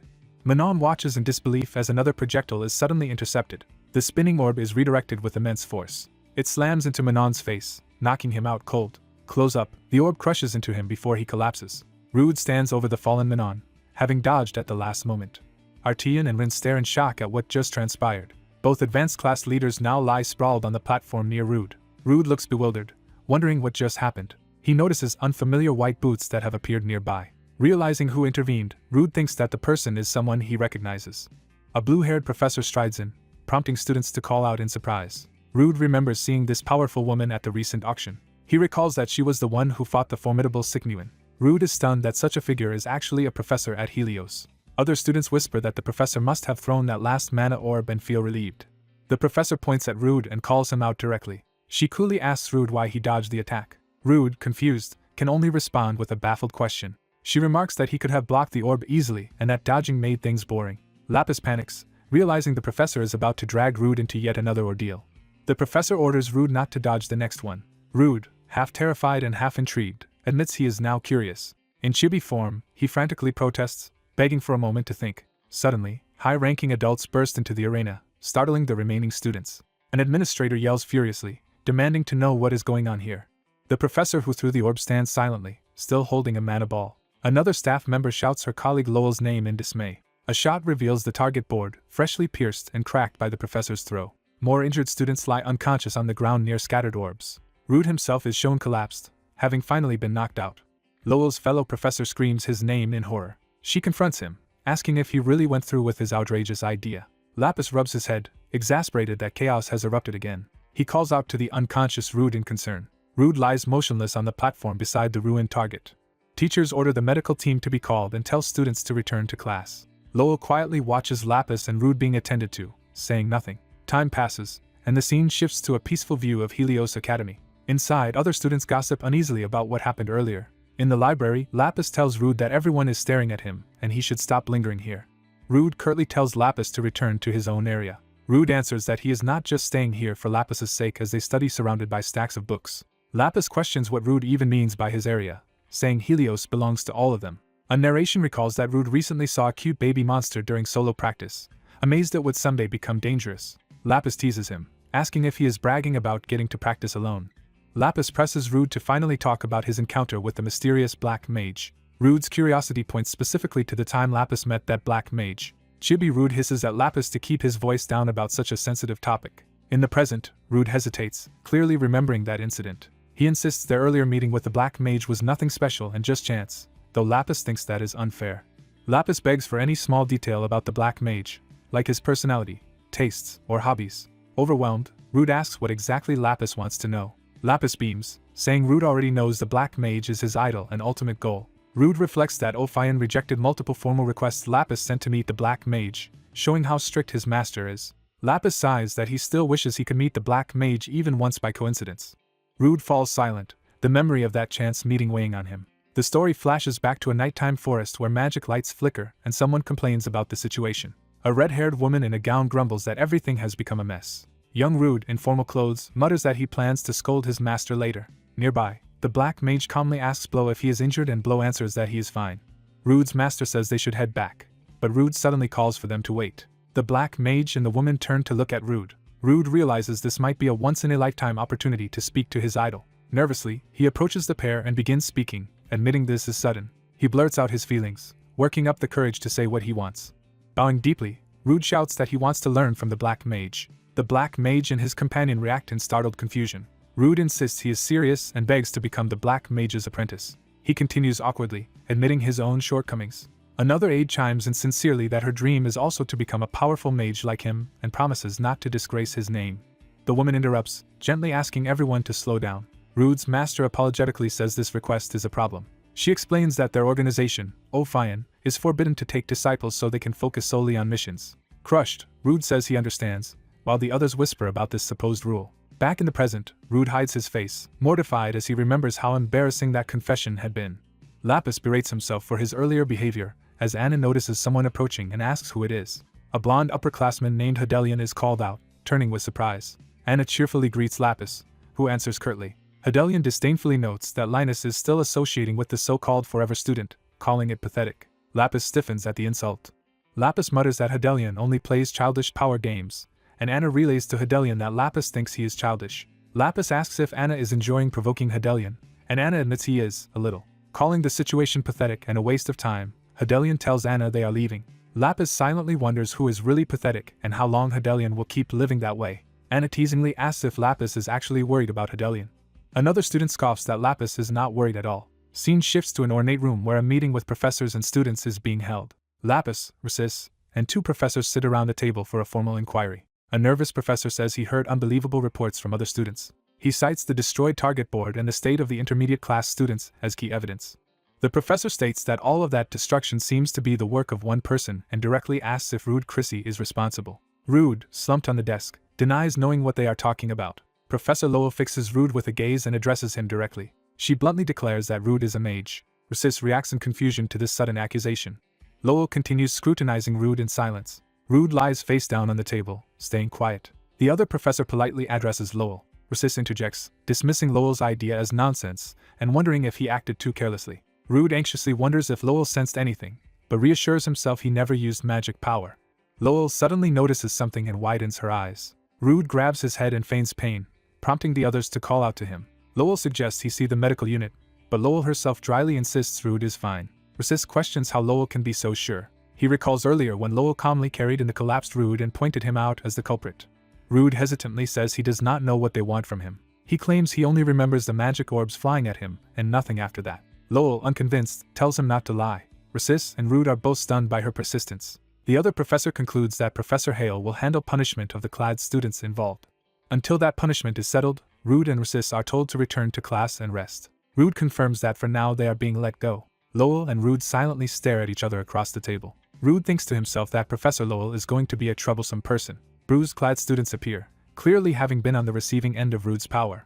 Hedelion confronts his injured classmates, confused by their strange expressions.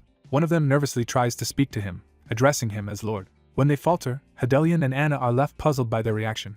Hedelion asks why they all look so startled. He then notices Rude and Rhesus walking nearby. Rhesus also sees Hedelion and stiffens. Hedelion glares at them and mutters that the two are bastards. Rude watches him with a blank expression. Rude then breaks into a small amused smile. Hedelion is shocked to realize Rude is actually laughing at him. Rhesus nervously asks Rude what he is doing. Rude places a hand on Rhesus's arm. He tells Rhesus they should go, addressing him by name. Rhesus looks shaken and uneasy. He turns away and follows Rude. The two walk silently down the ornate corridor. Hedelion stares after them, clearly unsettled. Rude and Rhesus continue down another hallway, their footsteps echoing. Rhesus suddenly stops walking. Rude continues ahead, then notices his friend has halted. Rhesus calls out to Rude with a hesitant question. He says that from now on, worse things might happen. Clenching his fist, Rhesus thinks it will be because of him. A dark memory surfaces, with a shadowy figure telling Rhesus he will make everyone miserable. Rhesus repeats the thought aloud that he himself will be miserable. Rude indignantly asks if Rhesus is trying to curse him. Rhesus protests internally, pointing out Rude saw earlier how easily he handled the attackers. Rude says even if countless enemies target him, he will be fine and whatever happens will not be Rusissa's fault. He tells Rusis to stop worrying about others and look after himself, criticizing Rusissa's soft-heartedness. Rusis replies bitterly that Rude does not know anything. Rude calmly agrees that he knows nothing of Rusissa's past. He admits he does not know what Rusis is thinking or has gone through. Since Rusis clearly does not want to talk, Rude says he will not pry further. Rude begins to add something else. He firmly tells Rusis to ask for help when he needs it. Rusissa's eyes widen at that offer. Rude insists that instead of shouldering everything alone, Rusis should rely on him and not brush off his concern. Rusis, moved, silently thinks his answer is okay. He wonders why he is reacting this way, starting to say that but he then verbally rejects the offer, insisting he does not need help. The two stand facing each other in silence. Rusis then walks away, leaving Rude standing alone. Rude smiles faintly and comments to himself in resignation. Rusis silently registers Rude's words with a start. He apologizes as he hurries off, ignoring Rude calling for him to come back. Back in the classroom, students return while others gossip at the front. Some of Rude's classmates stand together, tense and worried. One girl anxiously wonders what will happen to them now. A boy fears that both Clad and Harry's factions will target their class because of this incident. A blue-haired boy listens quietly, troubled. Other classmates complain loudly that they are suffering because a so-called monster is in their class. Another group notes that students from other classes now look at them like they are insects and avoid them. A girl frets that the situation is too much and contemplates switching classes or even dropping out. The blue-haired boy interrupts, shocked at what they are saying. A green-haired girl slams the desk and yells at everyone to stop. The blue-haired boy looks startled by her outburst. The two students who had been talking badly about Rude stare back in surprise. The green-haired girl accuses them all of being selfish and only caring about themselves. She asks how they think Artian feels, given that he is ignored and called a monster daily. She questions whether they truly believe everything is Arshan's fault. She admits they all called him a monster, but deep down they know the truth that he is just like them. She insists he feels the same emotions they do because he is human too. The critical girl protests, arguing that they all saw something terrifying in the library. Flashback begins to that day in the library where something frightening happened among the shelves. Students in the library recall the event, pale and shaken. A silhouetted group of Clads stood above them on the balcony. The memory focuses on Hedelian's ominous presence during that moment. It then shows Rusis engulfed in dark, chaotic energy. His face in the illusion looked terrifying and monstrous. The girl demands how anyone can act like that sight was nothing, saying they all found it creepy. The green-haired girl starts to explain what that phenomenon actually was. Another student quietly identifies it as illusion magic. A silver-haired classmate explains that Hedelian specializes in illusion magic, and with Harry's skill, showing them a false image would have been easy. He snaps his book shut, punctuating his point. He adds that if there were really something wrong with Artian, Helios would have noticed, and they could grasp that with a bit of thought. He remarks that apparently this obvious fact did not matter to them. He accuses them of hiding behind the word monster when in truth they are simply afraid of Hedelian. The protesting girl retorts that Aiel acts superior but is no different from them. Aiel calmly agrees that he is the same. He then says the situation has changed and places his hand on the book. Aiel notes that perhaps everyone forgot amid the shock, but something important happened. He states that if it is Rude Chrissy, he believes Rude can change their current situation. The surrounding students look at him, surprised and thoughtful. Two of the earlier complainers fall silent, shaken. Rusis listens quietly, absorbing these comments. Suddenly some classmates loudly shout, startling him. Rude wonders why Rusis keeps running away from people. Doors open as Rude and Rusis enter the classroom together, drawing everyone's attention. Rude pauses, surprised by all the eyes on him. The blue-haired boy, Artian, calls Rude's name with concern. He rushes over and asks if Rude is alright, while Rude admits he just feels a little dizzy. Artian hurriedly clarifies that he is not worried about the Clads who attacked them. Another classmate asks what the professors decided, and Rude answers that not much was said. Rude lightly asks Rusis where he plans to go next while Artian worries if they are truly safe. As they start to leave, Aiel suddenly calls out monster toward the group. Then, correcting himself, he begins to clarify what he really means. He asks Rusis to confirm that Rude had used the word Lidursus earlier. Aiel officially names both Lidursus and Rude Chrissy as central to what comes next. He steps forward and stops them, holding out his hand. Aiel introduces himself as Aiel Florenkram and says he is late but he finishes by politely saying nice to meet you to the three boys. Rusis, startled, repeats the phrase nice to meet you internally as he looks at the offered hand. Rude shakes Aiel's hand while wondering what exactly Aiel means, as Artian whines about being ignored. Another boy nervously tries to speak up. He shakily introduces himself as Noiden and says that if it is not too late. He asks that they also take care of him, wanting to join them. Other classmates eagerly introduce themselves as well, including ECL and Juliana. Juliana tells Rude to just call her Julie and nervously compliments his earlier performance, as others echo the praise. A crowd forms around Rude, peppering him with questions about his power and expressing admiration.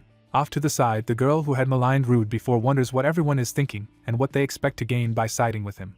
Two female students in white uniforms watch the scene, one calm and the other nervous. Artian hesitantly tries to speak up when addressed. Two classmates nervously bring up what happened earlier when Artian blocked the mana orb in the lecture hall. Artian is surprised as the two sincerely thank him for saving them. A blonde boy observes Artian from a distance.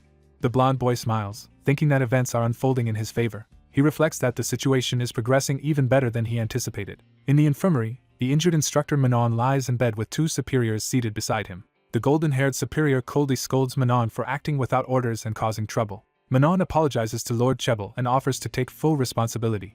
Chebel dismisses the apology, saying the deed is done and shifting focus to a more important matter. Chebel narrows his eyes, clearly plotting something. Later, Chebel tells an administrator that he had no involvement in the incident. The administrator accepts this with a thin smile. The administrator asks if there is any objection to punishing Manon and the Clads according to the regulations, which startles Chebel. Chebel addresses the professor, clearly intending to bargain. The professor responds by asking Chebel what he wants in return. Pleased, the professor says they understand each other well. Back in the infirmary, Manon hesitantly calls out to Chebel. Chebel mentions having heard that some Harris will escort Eden's upcoming field training and that Professor Hale requested him for that duty. Chebel privately deems this arrangement an excellent opportunity. He decides to use the field training to demonstrate what happens to those who oppose him. Manon again calls Lord Chebel's name, concerned. Manon recalls Rude Chrissy, who calmly held the mana orb during the earlier incident. Remembering the cracked wall, Manon thinks over the situation. He concludes that Rude is far from ordinary and worth investigating further. Manon suggests Chebel look more closely into Rude, prompting Chebel to question his sanity. Chebel incredulously asks if Manon is really telling him to be wary of some Eden brat. The red-haired subordinate tries to interject to calm Lord Chebel. Chebel orders Manon to stop worrying about nonsense and just rest. Leaving, Chebel promises to bring back very interesting news from the field training. Night falls over the academy. Rude and Lidersa sleep in their shared dorm room. Rude lies awake, thinking of someone and quietly wondering if they are doing alright. He remembers the day's commotion and thinks to himself what a hectic day it has been. He recalls Artian interacting with grateful classmates. Lidersus tosses in his sleep while Rude lies awake facing him. Rude watches the sleeping Lidersus by the fireplace. Rude wonders what burden Lidersus is bearing alone. He hopes that small changes like today will help relieve Lidersus's load. The room is quiet again as both boys sleep. A mass of dark smoke like mana slips into the room from the window. The dark energy creeps toward the sleeping Lidersus's bed. It spreads under his bed, surrounding him. The darkness stirs, crystalline fragments forming as it prepares to act. A hooded, blue-eyed, shadowy figure emerges from the dark mass, looming over the sleeping Lidersus. The figure leans close, shrouding Lidersus in swirling darkness. A sudden movement cuts through the darkness. Light flares as the dorm is engulfed by Rude's magic dispelling the dark mass. Rude, now awake, grabs the intruder's cloak and confronts it. Kneeling amid the dispersing darkness, Rude demands to know who the hooded being is. The blue-eyed shadow recoils in surprise. Seeing its face up close, Rude is taken aback. The creature abruptly dissolves into particles of dark light. Rude is left alone amid the fading magic, breathing hard. He stares wide-eyed over his blanket, shocked by what just happened. Rude kneels on the floor with the blanket in hand, stunned into silence. He realizes the entity has vanished and wonders why something like that would be connected to Lidersus. He thinks that whatever is going on is not just about Chebel von Hedelion. Lidersus still sleeps, unaware of what transpired. Watching him, Rude wonders what on earth happened to Lidersus to draw such things. Morning dawns over the shining academy complex. In a bright hall, students chatter excitedly about seeing real monsters during the upcoming practical field training. Two girls walk together, one worried about the training while the other responds casually. They walk past as someone behind them notices.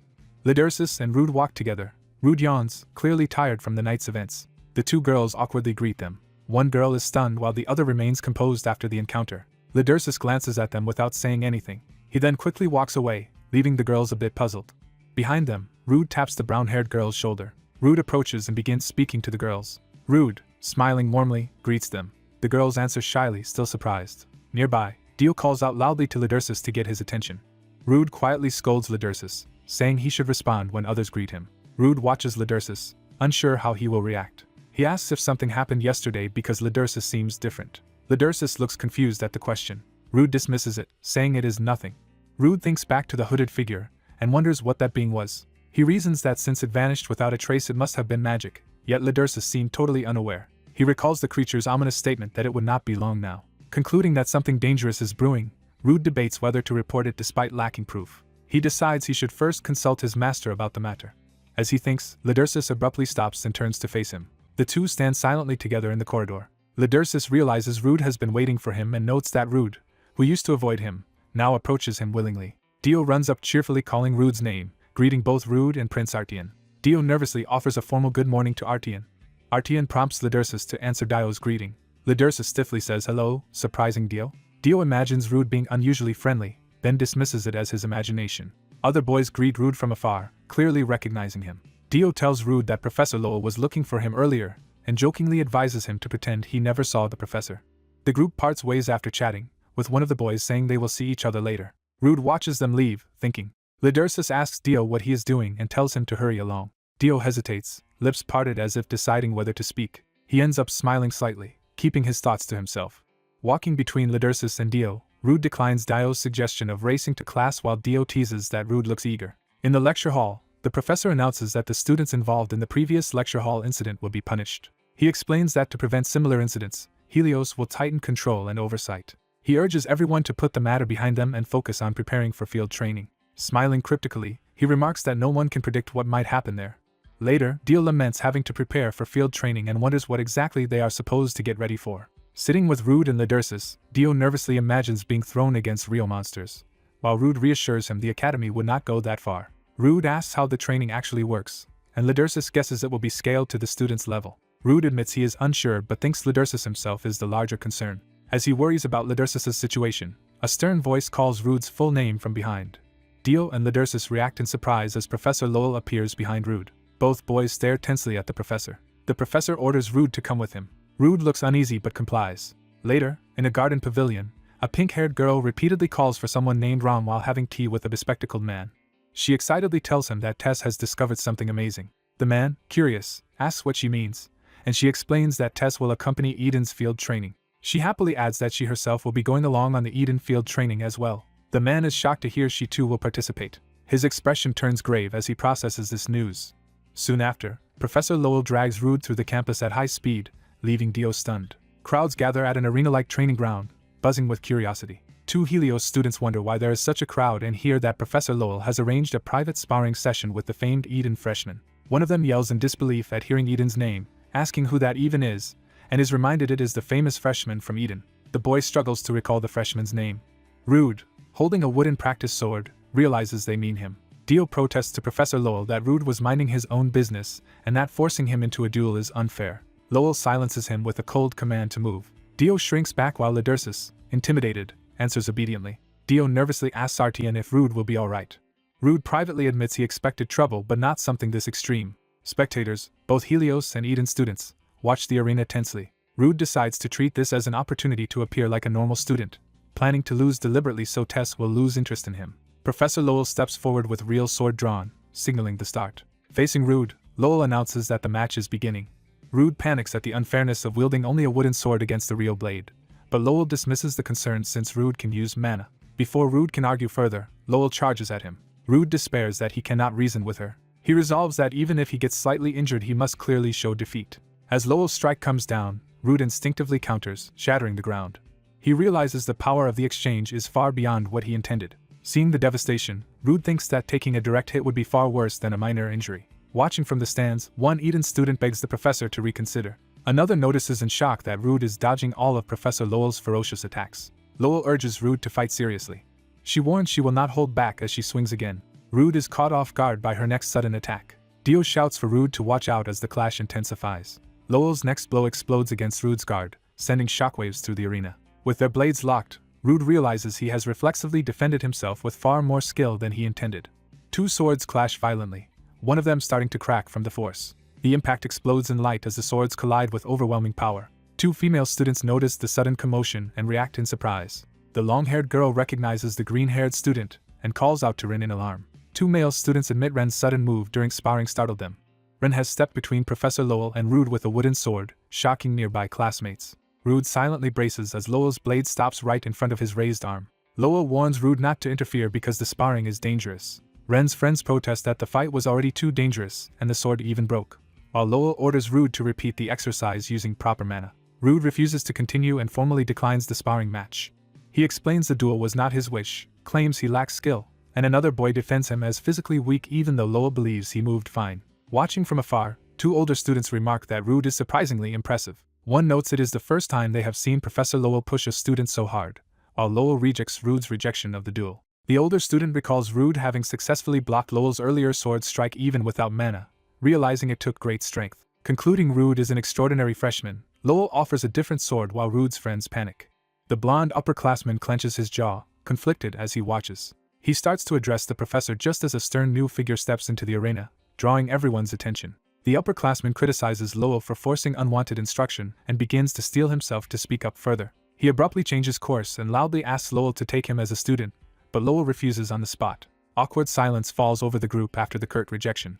The rejected boy slinks away, thinking to himself how harshly he was turned down. Rude realizes he has seen that upperclassman before and remembers his name, Rude Chrissy. Lowell declares there have been too many interruptions and postpones the sparring to another time. Walking away with his sword and coat, Lowell notes there is still plenty of time left for training. Rude, Artian, Dio and Rin stand together in strained silence after the ordeal. The group slowly relaxes, and someone begins to speak as their tension eases. Rin explains she rushed over because of the loud noise and worried something bad had happened again, asking if Rude is okay. Dio cheerfully insists everything is fine, joking that the professor did try to kill Rude but saying it worked out, which leaves Rin horrified. Rude finally recognizes Rin as the person he traveled with from the auction house and confirms his suspicion internally. Rin inspects the snapped wooden sword, worries about Rude's condition, and he calmly assures her he is fine. The four students stand amid the shattered ground, the tension giving way to an awkward pause. Flustered, Rin blurts that she only came out of concern and hurriedly introduces herself as Rinoa. Rude asks if she received the letter from Ben that he had delivered. Rin reacts in shock, realizing who he is talking about. She happily confirms that Rude really was the one who brought the letter. Dio explains there had been mention of Rude in that letter and asks if Rin replied, to which she proudly says she did. Rin smiles brightly and thanks Rude for delivering the letter, crediting him for helping her. Rude modestly tells her not to mention it while Dio is amazed they already knew each other, just as another girl calls frantically for Rin. The new girl asks what is going on and why everyone is gathered, and Dio answers that Professor Lowell suddenly challenged Rude to a duel. Rude and Artian stand side by side, still processing everything. Artian thanks Rude for blocking the attack and keeping him safe. He formally expresses gratitude for Rude's intervention that prevented the blow from landing. Dio loudly agrees that he and Artian saved the day and exaggerates their roles, while Rude doubts that version. Rude listens as Dio claims that if his legs were longer than Artian's he would have reached Rude first. Dio insists he truly would have been the one to block the sword if not for that tiny difference, which makes Rude quietly amused. Their friends stare wide-eyed at Rude's rare smile. Ren and Dio excitedly point out that Prince Artian just smiled. The five students stand together laughing, the hostility of the spar forgotten for the moment. The scene shifts to a grand, sunlit hall with elaborate windows, signaling a new setting. In a luxurious conference room, academy officials and professors gather for a formal meeting around a long table. The headmaster asks whether the arrangements with the tower have gone smoothly. A man reports that everything is on track and there are no major changes. The headmaster acknowledges this and moves on to discuss which heres will accompany this training. A list is presented naming Chebel von Hedelion and Anna Verve as two of the chosen heres. The list continues with Linus N. Graham and a hooded figure named Cynthia Moss.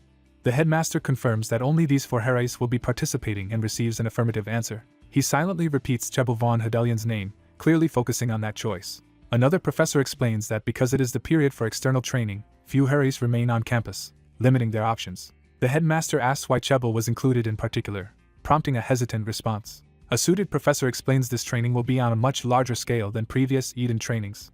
He elaborates that it is the first time so many people will travel through the teleportation array and that the tower is directly involved, so they selected students with the expectation of unforeseen situations. He concludes that these four heres are considered the most suitable for the task, adding that his own judgment also guided the choice. Smiling, he says the training will be a great opportunity for Hedelion to learn a lot. The headmaster hopes Professor Hale's decision proves correct and asks about the state of the teleportation array. Hale smiles faintly, hiding his thoughts. He assures everyone that the teleportation array is in perfect condition. The headmaster is pleased and emphasizes that this training should strengthen ties between Helios Academy and the tower, urging professors to be extra cautious in supervising students. That night, the academy's rooftop is shown under the moon, indicating a quiet, contemplative atmosphere. Rude opens a box containing a large blue gem but receives no response from the entity he is trying to contact. Wearing a hooded cloak, he wonders why his master is not answering, noting that this always happens when he most needs him. Rude thinks about all the strange things he wants to report, decides to head back to his room, and worries that the shadowy being might reappear. Crossing the rooftop, he frets that unexpected phenomena like that shadow could disrupt his plans. He hesitates but continues walking, still troubled. An image of Rude happily chatting with his new friends flashes through his mind. He reflects that the Lidursus issue seems to be improving.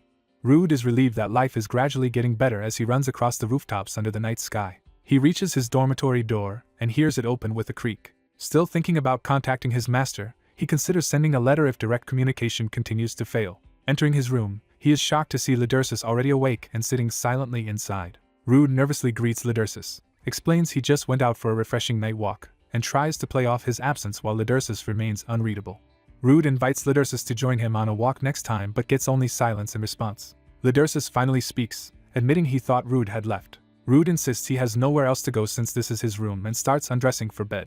Lidursus quietly turns down the sheets of his bed. He lies down, feigning sleep under the covers.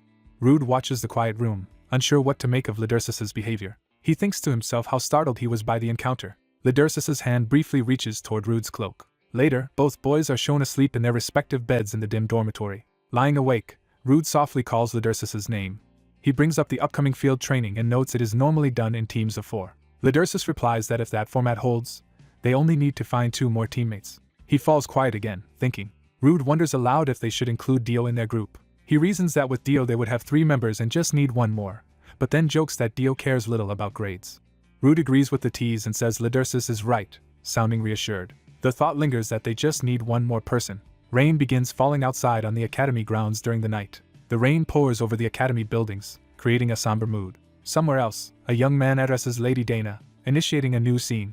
Lady Dana turns and recognizes him as Rispin. Rispin listens intently, his expression serious. Lady Dana stares out at the heavy rain and confesses she has a very bad feeling about what is coming. The next day, a messenger bird flies over sea and cliffs carrying a scroll. The bird approaches a residence, still clutching the letter. Someone inside catches the delivered scroll. A horned girl by the window welcomes the long-awaited message. Reading it, she comments that the sender seems to have found some kind of clue. The letter's contents casually describe good food, friendly people, boring classes, and a wish to go home. The girl is left speechless and visibly annoyed by how uninformative the report is. She explodes in anger, shouting about what kind of report this is, and her outburst blasts a beam of light from the house into the sky. Back at the Academy Plaza, students mill about, preparing for the practical training. Rude quietly notes to himself that something feels off. He worries that he has not been able to contact his master for several days and wonders if something truly happened in Ophine. Dio runs up to Rude, saying Professor Hale's class is departing first and urging him to hurry. The 3 boys regroup, with Rude and Artian teasing Dio about how excited he is. A silver-haired girl with pink eyes approaches, saying she has prepared a lot for this training. Dio is startled to see Elle and reacts loudly. Elle explains she studied the material and expected the practical to be team-based, so the change in method makes the rumor about going to the tower more believable. She admits she wanted to build a perfect team of elite talents but laments that Rude will not be on her team. Elle reveals that Rude had actually been her first choice for a teammate. Rude awkwardly thanks her, unsure how to respond. Elle then clarifies that despite her praise he is not actually part of her team, shocking Rude. Rude calls out to Lidursus, seeking his reaction. Dio excitedly shares the rumor that their practical might be held at the tower. Rude is stunned that the famed wizard's tower would be involved in a beginner class's training. He insists to himself that there is no way such an important place would be used so casually. Dio learns Lidursus has visited the tower before and marvels that this is fitting for someone from a duke's family. Rude recalls the ominous shadowy entity he once saw and wonders about it. He notes that the creature has not reappeared since then and resolves to learn what connection it has to Lidursus after the practical. Dio complains that the practical is no longer team-based, lamenting that they could have formed the best team. Other students overhear and react uneasily. Rude's eyes narrow thoughtfully as he considers everything. Meanwhile, one of the selected Heres, a purple-haired student, remarks that walking like this brings back memories. The group of Heres, including Chebel and Cynthia, walk together toward the assembly point. Dio realizes in shock that the rumor about Heres joining the beginner practical is true. Rude ponders uneasily that these powerful Heres will be accompanying them. He specifically questions why Chebel von Hedelion of all people is included and wonders if it is coincidence or part of another scheme. Rude glances over, resolved but wary. He and Lidursus exchange a quiet look amid the bustling crowd. Rude decides that whatever Chebel is planning, he will face it. Smiling reassuringly, he tells Lidursus there is no need to worry since professors will be with them, and nothing should go wrong. Lidursus watches Rude's sparkling confidence in silence. Internally, Rude resolves to use this opportunity to settle things with Chebel von Hedelion once and for all. Professor Hale gathers the Heres and tells them all to listen carefully. Another professor warns that even Heres are forbidden from acting alone during the practical and must follow the faculty's instructions. He stresses this rule especially firmly. He singles out Chebel von Hedelion by name, ordering him in particular to remember the prohibition, and Chebel playfully agrees. The professor silently wonders what Hale is thinking by allowing the troublesome Chebel on this mission. She continues to worry in her thoughts about Hale's decision to send Hedelion on this dangerous practical. The blue-haired professor quietly calls out to Yudi. Yudi looks up, wondering why she was called. The professor asks where Ram is, and Yudi replies she already inquired about him. As the professor pats her head, Yudi listens, but the professor hesitates to continue. Walking together, Yudi asks where the mysterious object Tess always searches for is, saying she wants to see it too. The professor notices a group of students, including a boy with blue hair, in the distance. Seeing them, the professor falls silent and stares. The blue-haired boy senses the gaze and looks back in confusion. Recognizing the professor and Rude, he exclaims and tries to get their attention. One of Rude's friends notes that another boy has already run away. Nervous, Artian suggests they should go after that fleeing boy. Someone reaches out to grab Arshan's cloak to stop him. Two classmates ask Artian what is going on. Artian wonders aloud why those people are suddenly running. They watch as Rude, the professor, and Yudi rush toward the main hall, leaving others startled. Some students scream while Artian and his green-haired friend react flatly, finding the commotion oddly entertaining. The green-haired girl starts laughing, trying not to burst out. A hand grabs another's wrist, as if to pull them along. The green-haired girl urges Artian to hurry too, calling his name insistently. Inside a vast hall dominated by a glowing magic device, someone addresses Professor Hale. An aide reports to Hale that his class, the Herais, and most other Eden students have arrived, and the remaining professors are on their way. Satisfied, Hale adjusts his glasses and states that preparations are complete. Hale declares that they may now begin, as black shadowy energy starts swirling up behind him. Alarmed, the aide calls out to the professor as the dark mass grows. Hale dismisses the aide as unnecessary now.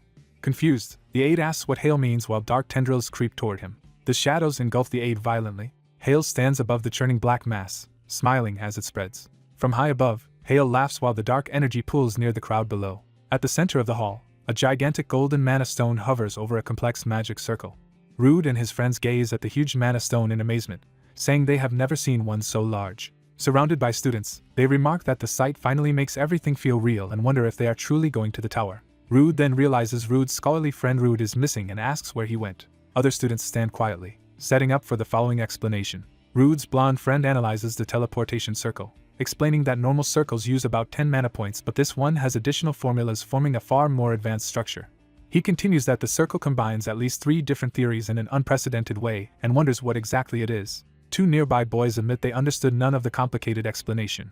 Another blonde student corrects the analysis, identifying the arrangement as a Finote-style combination. Approaching, he explains that Finote style builds on yield formulas to activate 5 or more magic circles at once, though it is rarely used for teleportation. Rude's blonde friend recognizes this newcomer from earlier sparring classes and now understands why Professor Lowell hosted those matches. Another student, intrigued, asks for a detailed explanation of Finote style while recalling that normal linkage uses Belzer's aspect principle. Looking back at the glowing circle, Rude senses that something about the formation feels wrong. His eyes sharpen as he grows more uneasy. Rude's blonde friend recalls conference debates about simultaneous activation and notes that one proposed solution to formula problems seems relevant to what he just sensed. A hand suddenly grabs someone's sleeve, interrupting the explanation. Yudi triumphantly seizes the arm of a blonde boy she has been chasing, saying she finally caught him. She happily announces to Tess that she has caught the target. Tess, now fully crystallized and silent, stands apart watching. Yudi, puzzled, calls out to Tess as the blonde boy looks uncomfortable. Rude and the others arrive and call out to Rude, having finally found him. 2 classmates react anxiously and start to say something else. Overhead, a twisting column of black energy suddenly appears above the mana stone, prompting people to ask what it is. Students point at the phenomenon, exclaiming that it is moving. The professor firmly calls Yudi's name, alerting her to danger. Rude's blonde friend stares at the phenomenon in shock, wondering what it is. The black mass begins to solidify into a shape. Rude recognizes the forming figure as the same entity he encountered before. A flashback shows the ominous hooded shape he remembers. The dark, crystal-filled hooded being fully materializes, and Rude's inner narration labels it as that same thing. Other advanced students question whether this is some kind of event, noting that professors are not present. Another group points out nervously that the professors have not arrived yet. The black entity floats high in the hall above the mana stone, drawing everyone's gaze. A clawed shadowy hand extends ominously. The entity unleashes a massive attack across the hall, stunning everyone. Students panic, shouting in confusion and wondering why the creature appeared here. Rude's group wonders if this is already a real combat exercise or surprise live training. Lidursus realizes in disbelief that such a flashy entrance is happening openly inside Helios. Rude grimly tells Lidursus and the others not to think that, insisting they all stay close to him. He gathers his friends behind him, ordering them not to leave his side while he questions what the attackers are trying to accomplish. Elsewhere, Hale's glasses shatter on the ground, symbolizing his casting aside his teacher persona. Hale muses that both his desires and someone else's are about to be fulfilled. He recalls the moment they allied themselves for the scheme. A vast geometric blue magic circle pattern begins to shift in response. Black wind-like power races along the hall's pillars. The black pillars whirl around the hall as the crowd below is buffeted. Hail proclaims that the gate will open. The black gust races toward a sealed exit, slamming into it. Another professor, realizing the gravity, orders everyone to evacuate immediately. Some students think the phenomenon is professor-made, but the panicked teacher yells that something has gone terribly wrong. He insists that they flee with the other students as quickly as possible. As he runs, a scream rings out, shocking the professors. Students trying to escape find the gates sealed by the dark force and plead with their professor for guidance. Two students watch in horror as more shadows close in. They cry out in fear together. After a moment, they open their eyes, confused that they are unharmed. They see Professor Ken standing before a brilliant defensive magic circle. He introduces himself properly as Damien while preparing to fight. Damien commands the protective magic to awaken around everyone. He mutters that whoever caused this must be insane.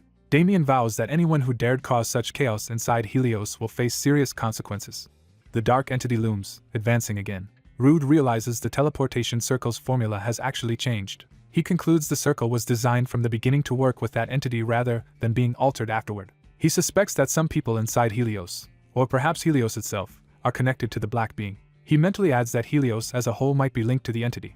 Damien runs crying out to Professor Lowell for assistance. He begs for help, reminding Lowell he is not a combat mage. The black entity then charges menacingly. Rude's group braces as the pressure intensifies around them. Rude urgently calls out to Lydersis.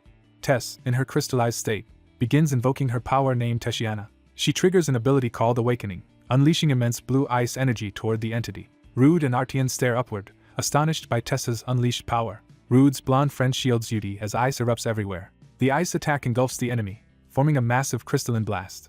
Tess stands before the students like a living statue of ice, protecting them amid the frozen battlefield. Blue-haired Rude asks if Professor Lowell has defeated the monster. Rude answers flatly that it is not defeated. Dark smoke seeps from cracks in the ice, showing the entity still alive. The enormous dark mass rises again over the group, prompting fresh alarm. Damien tells Lowell that physical attacks are useless since the creature constantly changes shape and cannot be cut or grasped. He questions where exactly the strange being originated. More black pillars churn ominously around the hall. A purple-haired student rallies others, calling them to gather around him. He starts to tell them to stay close for safety. Hedelian objects to merely watching while chaos unfolds, but the purple-haired student replies casually that they are still within Helios, and the professors will handle it. The purple-haired boy repeats that the staff will soon resolve matters. He says he does not know what the creature is but trusts the professors, despite the strange situation. He notes that escape looks difficult, and even the surrounding black pillars hinder movement. He begins to say they should be safe if they stay put, but a sudden attack interrupts him. In the aftermath, he sees Chebel collapsed and calls out in shock, realizing the threat can harm them after all. Students scream and flee as the black substance tears through them, leaving trails of corruption. Bodies lie scorched while some students stagger, the hooded figure and purple mage approaching calmly. The purple-haired boy, splashed only lightly, wonders why the attack felt like nothing more than water. A streak of black energy rushes past at blinding speed. He casts Velida, activating a spell. He erects a powerful barrier that blocks the oncoming dark torrent. Watching, he wonders aloud if the cloaked man is simply playing around with water. Hedelian mutters that the whole situation feels wrong. Suddenly he notices something else and reacts with alarm.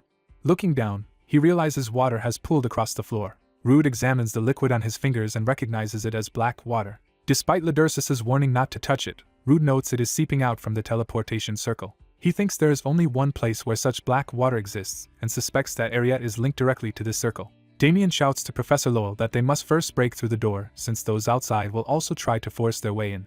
Lowell tells Yudi to stay close to him around this creature while Damien yells frantically for the professor. Rude reasons that even if the entrance opens, the teleportation circle could still send students away, so stopping the circle takes priority. Lowell, in crystal form, says they can prevent activation by destroying the mana stone. A massive icy blow strikes near Rude and his friend as Lowell moves toward that goal. Damien panics, warning that destroying an active mana stone could make it explode. Lowell focuses coldly, undeterred. He launches a focused ice spear directly into the heart of the mana stone's flame. The mana stone shatters amid the explosive impact. Its destruction sends a shockwave through the hall, disrupting the surrounding black currents. Rude marvels that Tess destroyed the stone with a single strike. As the aftermath settles, a scream draws Lowell's attention. Yudi and her blonde protector are engulfed by surging shadow, and he shouts for Tess. More black waves surge toward Lowell, and the blonde boy yells Yudi's name in fear. Black water spreads like a flood across the floor. Damien, being swept away by the surge, desperately reaches out and screams for the professor.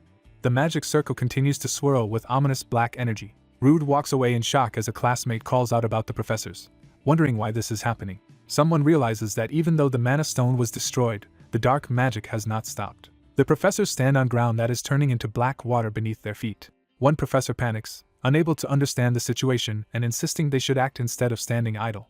Another professor agrees, warning that at this rate the whole place will soon be submerged. The first professor grows furious at the other's attitude. They yell at the mage calmly sitting inside a protective magic circle, who lazily says the black water looks too disgusting to touch. A third professor happily admits they also did not want to touch the black water. As the magic circle lifts them, someone warns Hedelion to first steady their balance. The surface of the black water ripples as they fall into it. One professor, now underwater, realizes with surprise that they splashed into water. The three professors float in the dark water, confused why what should have been the floor became a pool. Back in the hall, Chebel stands alone as the black water rushes toward her, calling out in confusion. The dark-robed figure rises with the raging current of black water filling the hall. Rude senses the mana flow and identifies it as a teleportation circle. He concludes that anyone swept up in the black water will be forcefully transported by that teleportation spell. Rude orders his classmates to hold on to each other tightly and never let go. He assesses that most of the space is already within the teleportation circle's range, and that disrupting it now would endanger those already caught. Realizing that interfering would harm the transported group, he decides they must go together. Rude offers his hand to Lidersis, telling everyone to grab on quickly so they can go together. Lidersis hesitates, staring tensely at Rude's outstretched hand. Lidersis finally reaches out and takes Rude's hand while the others cling to him. The black water suddenly surges and engulfs Rude as he starts to respond. Lidersis and the remaining classmates watch in horror as Rude is swept away.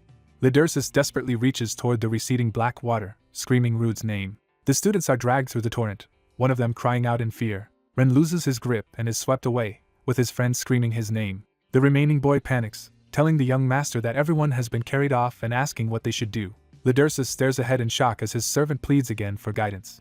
Without answering, Lidersis allows himself to be swept away into the magic current. He is carried alone through the black water, expression obscured. Lidersis stands isolated in the churning darkness as if swallowed by it. A sinister voice accuses him that because of him everyone has become miserable. The voice insists that he was always destined to make others unhappy and had been warned of this.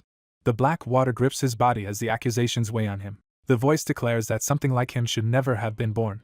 The cloaked entity confronts him directly, repeating that he should not exist and asking if he agrees. A glowing sigil appears on his hand as if awakening, while he begins to state his name. Overwhelmed, Lidersis starts to accept the blame, saying that it is all because of him.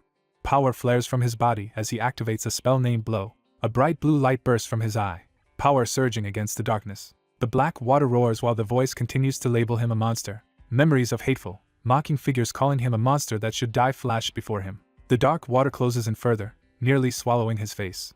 The scene cuts off into darkness as the sound fades.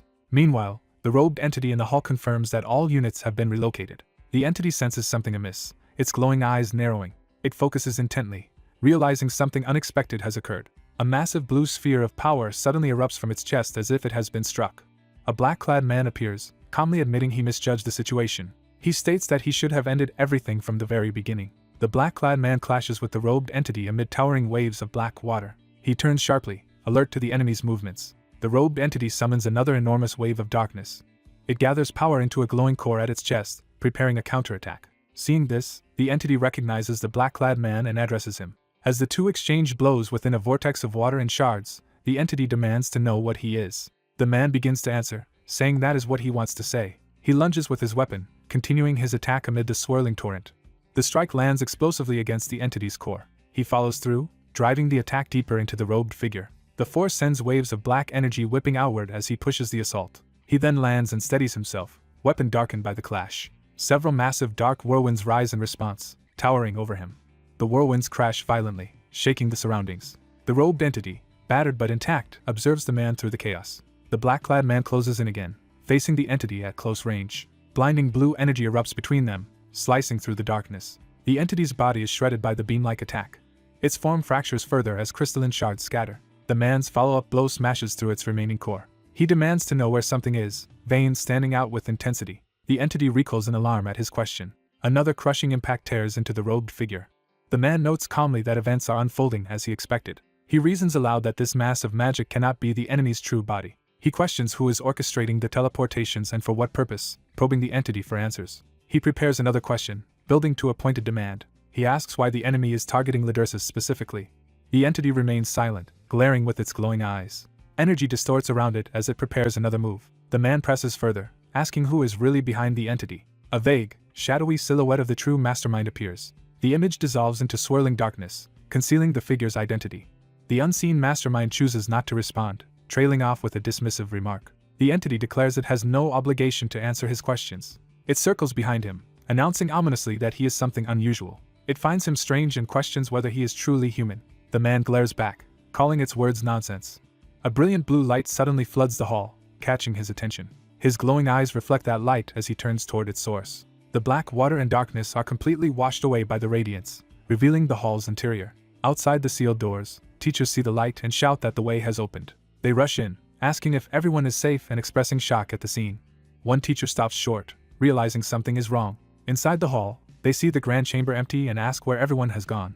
Elsewhere, some students notice the commotion and call for everyone to wait a moment. A bespectacled student realizes something terrible and cries out in denial. He looks around the deserted chamber and screams for the missing princess. Under a red sky, another scene begins in a dark forest. Lapis awakens on the ground, clutching his aching head. He lies alone in a strange red-tinged wilderness, speechless. Startled, he bolts upright, yelling in confusion. He looks around at the eerie trees and recognizes that this place is unfamiliar. Shocked and uneasy, he tries to process the situation. Seeing only rocky wilderness under the red sky, he demands to know where he is. He falls silent again, still trying to understand. Then he panics, calling out loudly for the princess. He shouts for both the princess and Professor Lowell, but no answer comes. The rocky, forested ravine remains ominously quiet. Lapis realizes no one else is nearby, wonders what happened, and recalls being engulfed by black water with the professor. A sound makes him stiffen, and he turns with a start. He notices glowing eyes watching from among the rocks behind him. Confused, he tries to make sense of what he is seeing. The scene shifts to show more of the crimson sky over jagged cliffs. A rocky gorge with dark water and a small waterfall is revealed beneath the red sky. Ripples disturb the water's surface as if something is emerging. Rune appears there, stepping out with the black magic still swirling around him. He notes that he has been swept away before understanding the situation. Surveying the unfamiliar ravine, he concludes that this development is troublesome. He recognizes the place and confirms his suspicion about where they are. Rune identifies it as a cursed land where black water flows. A caption names the region as Yahello. Rune stares ahead, about to add an important qualification. He senses movement and turns, realizing they are not alone. A pack of red-eyed wolf monsters advances toward him. He quietly acknowledges that this is an unforeseen complication. Surrounded by the wolves, he concludes this situation is something he had not anticipated. Nearby, Lapis dashes frantically across the ground. Panting hard, he runs for his life. A monstrous red wolf chases him, and he screams in terror. Seeing the beast's fang maw close behind him, he panics and begs to be saved. He tries to calm himself, urging himself not to lose control. Lapis rapidly pieces together that the teleportation circle transported him to an unknown place where a monster suddenly appeared. He thinks that in such a moment there should be something he can do. He immediately rejects that idea, deciding there is actually nothing he can do but keep running. Believing this might be the end of his life, he wishes desperately that Rune were with him. Mid-thought he realizes Rune might indeed be nearby and calls his name. A flashback begins, showing Lapis telling his father about meeting the Black Mage of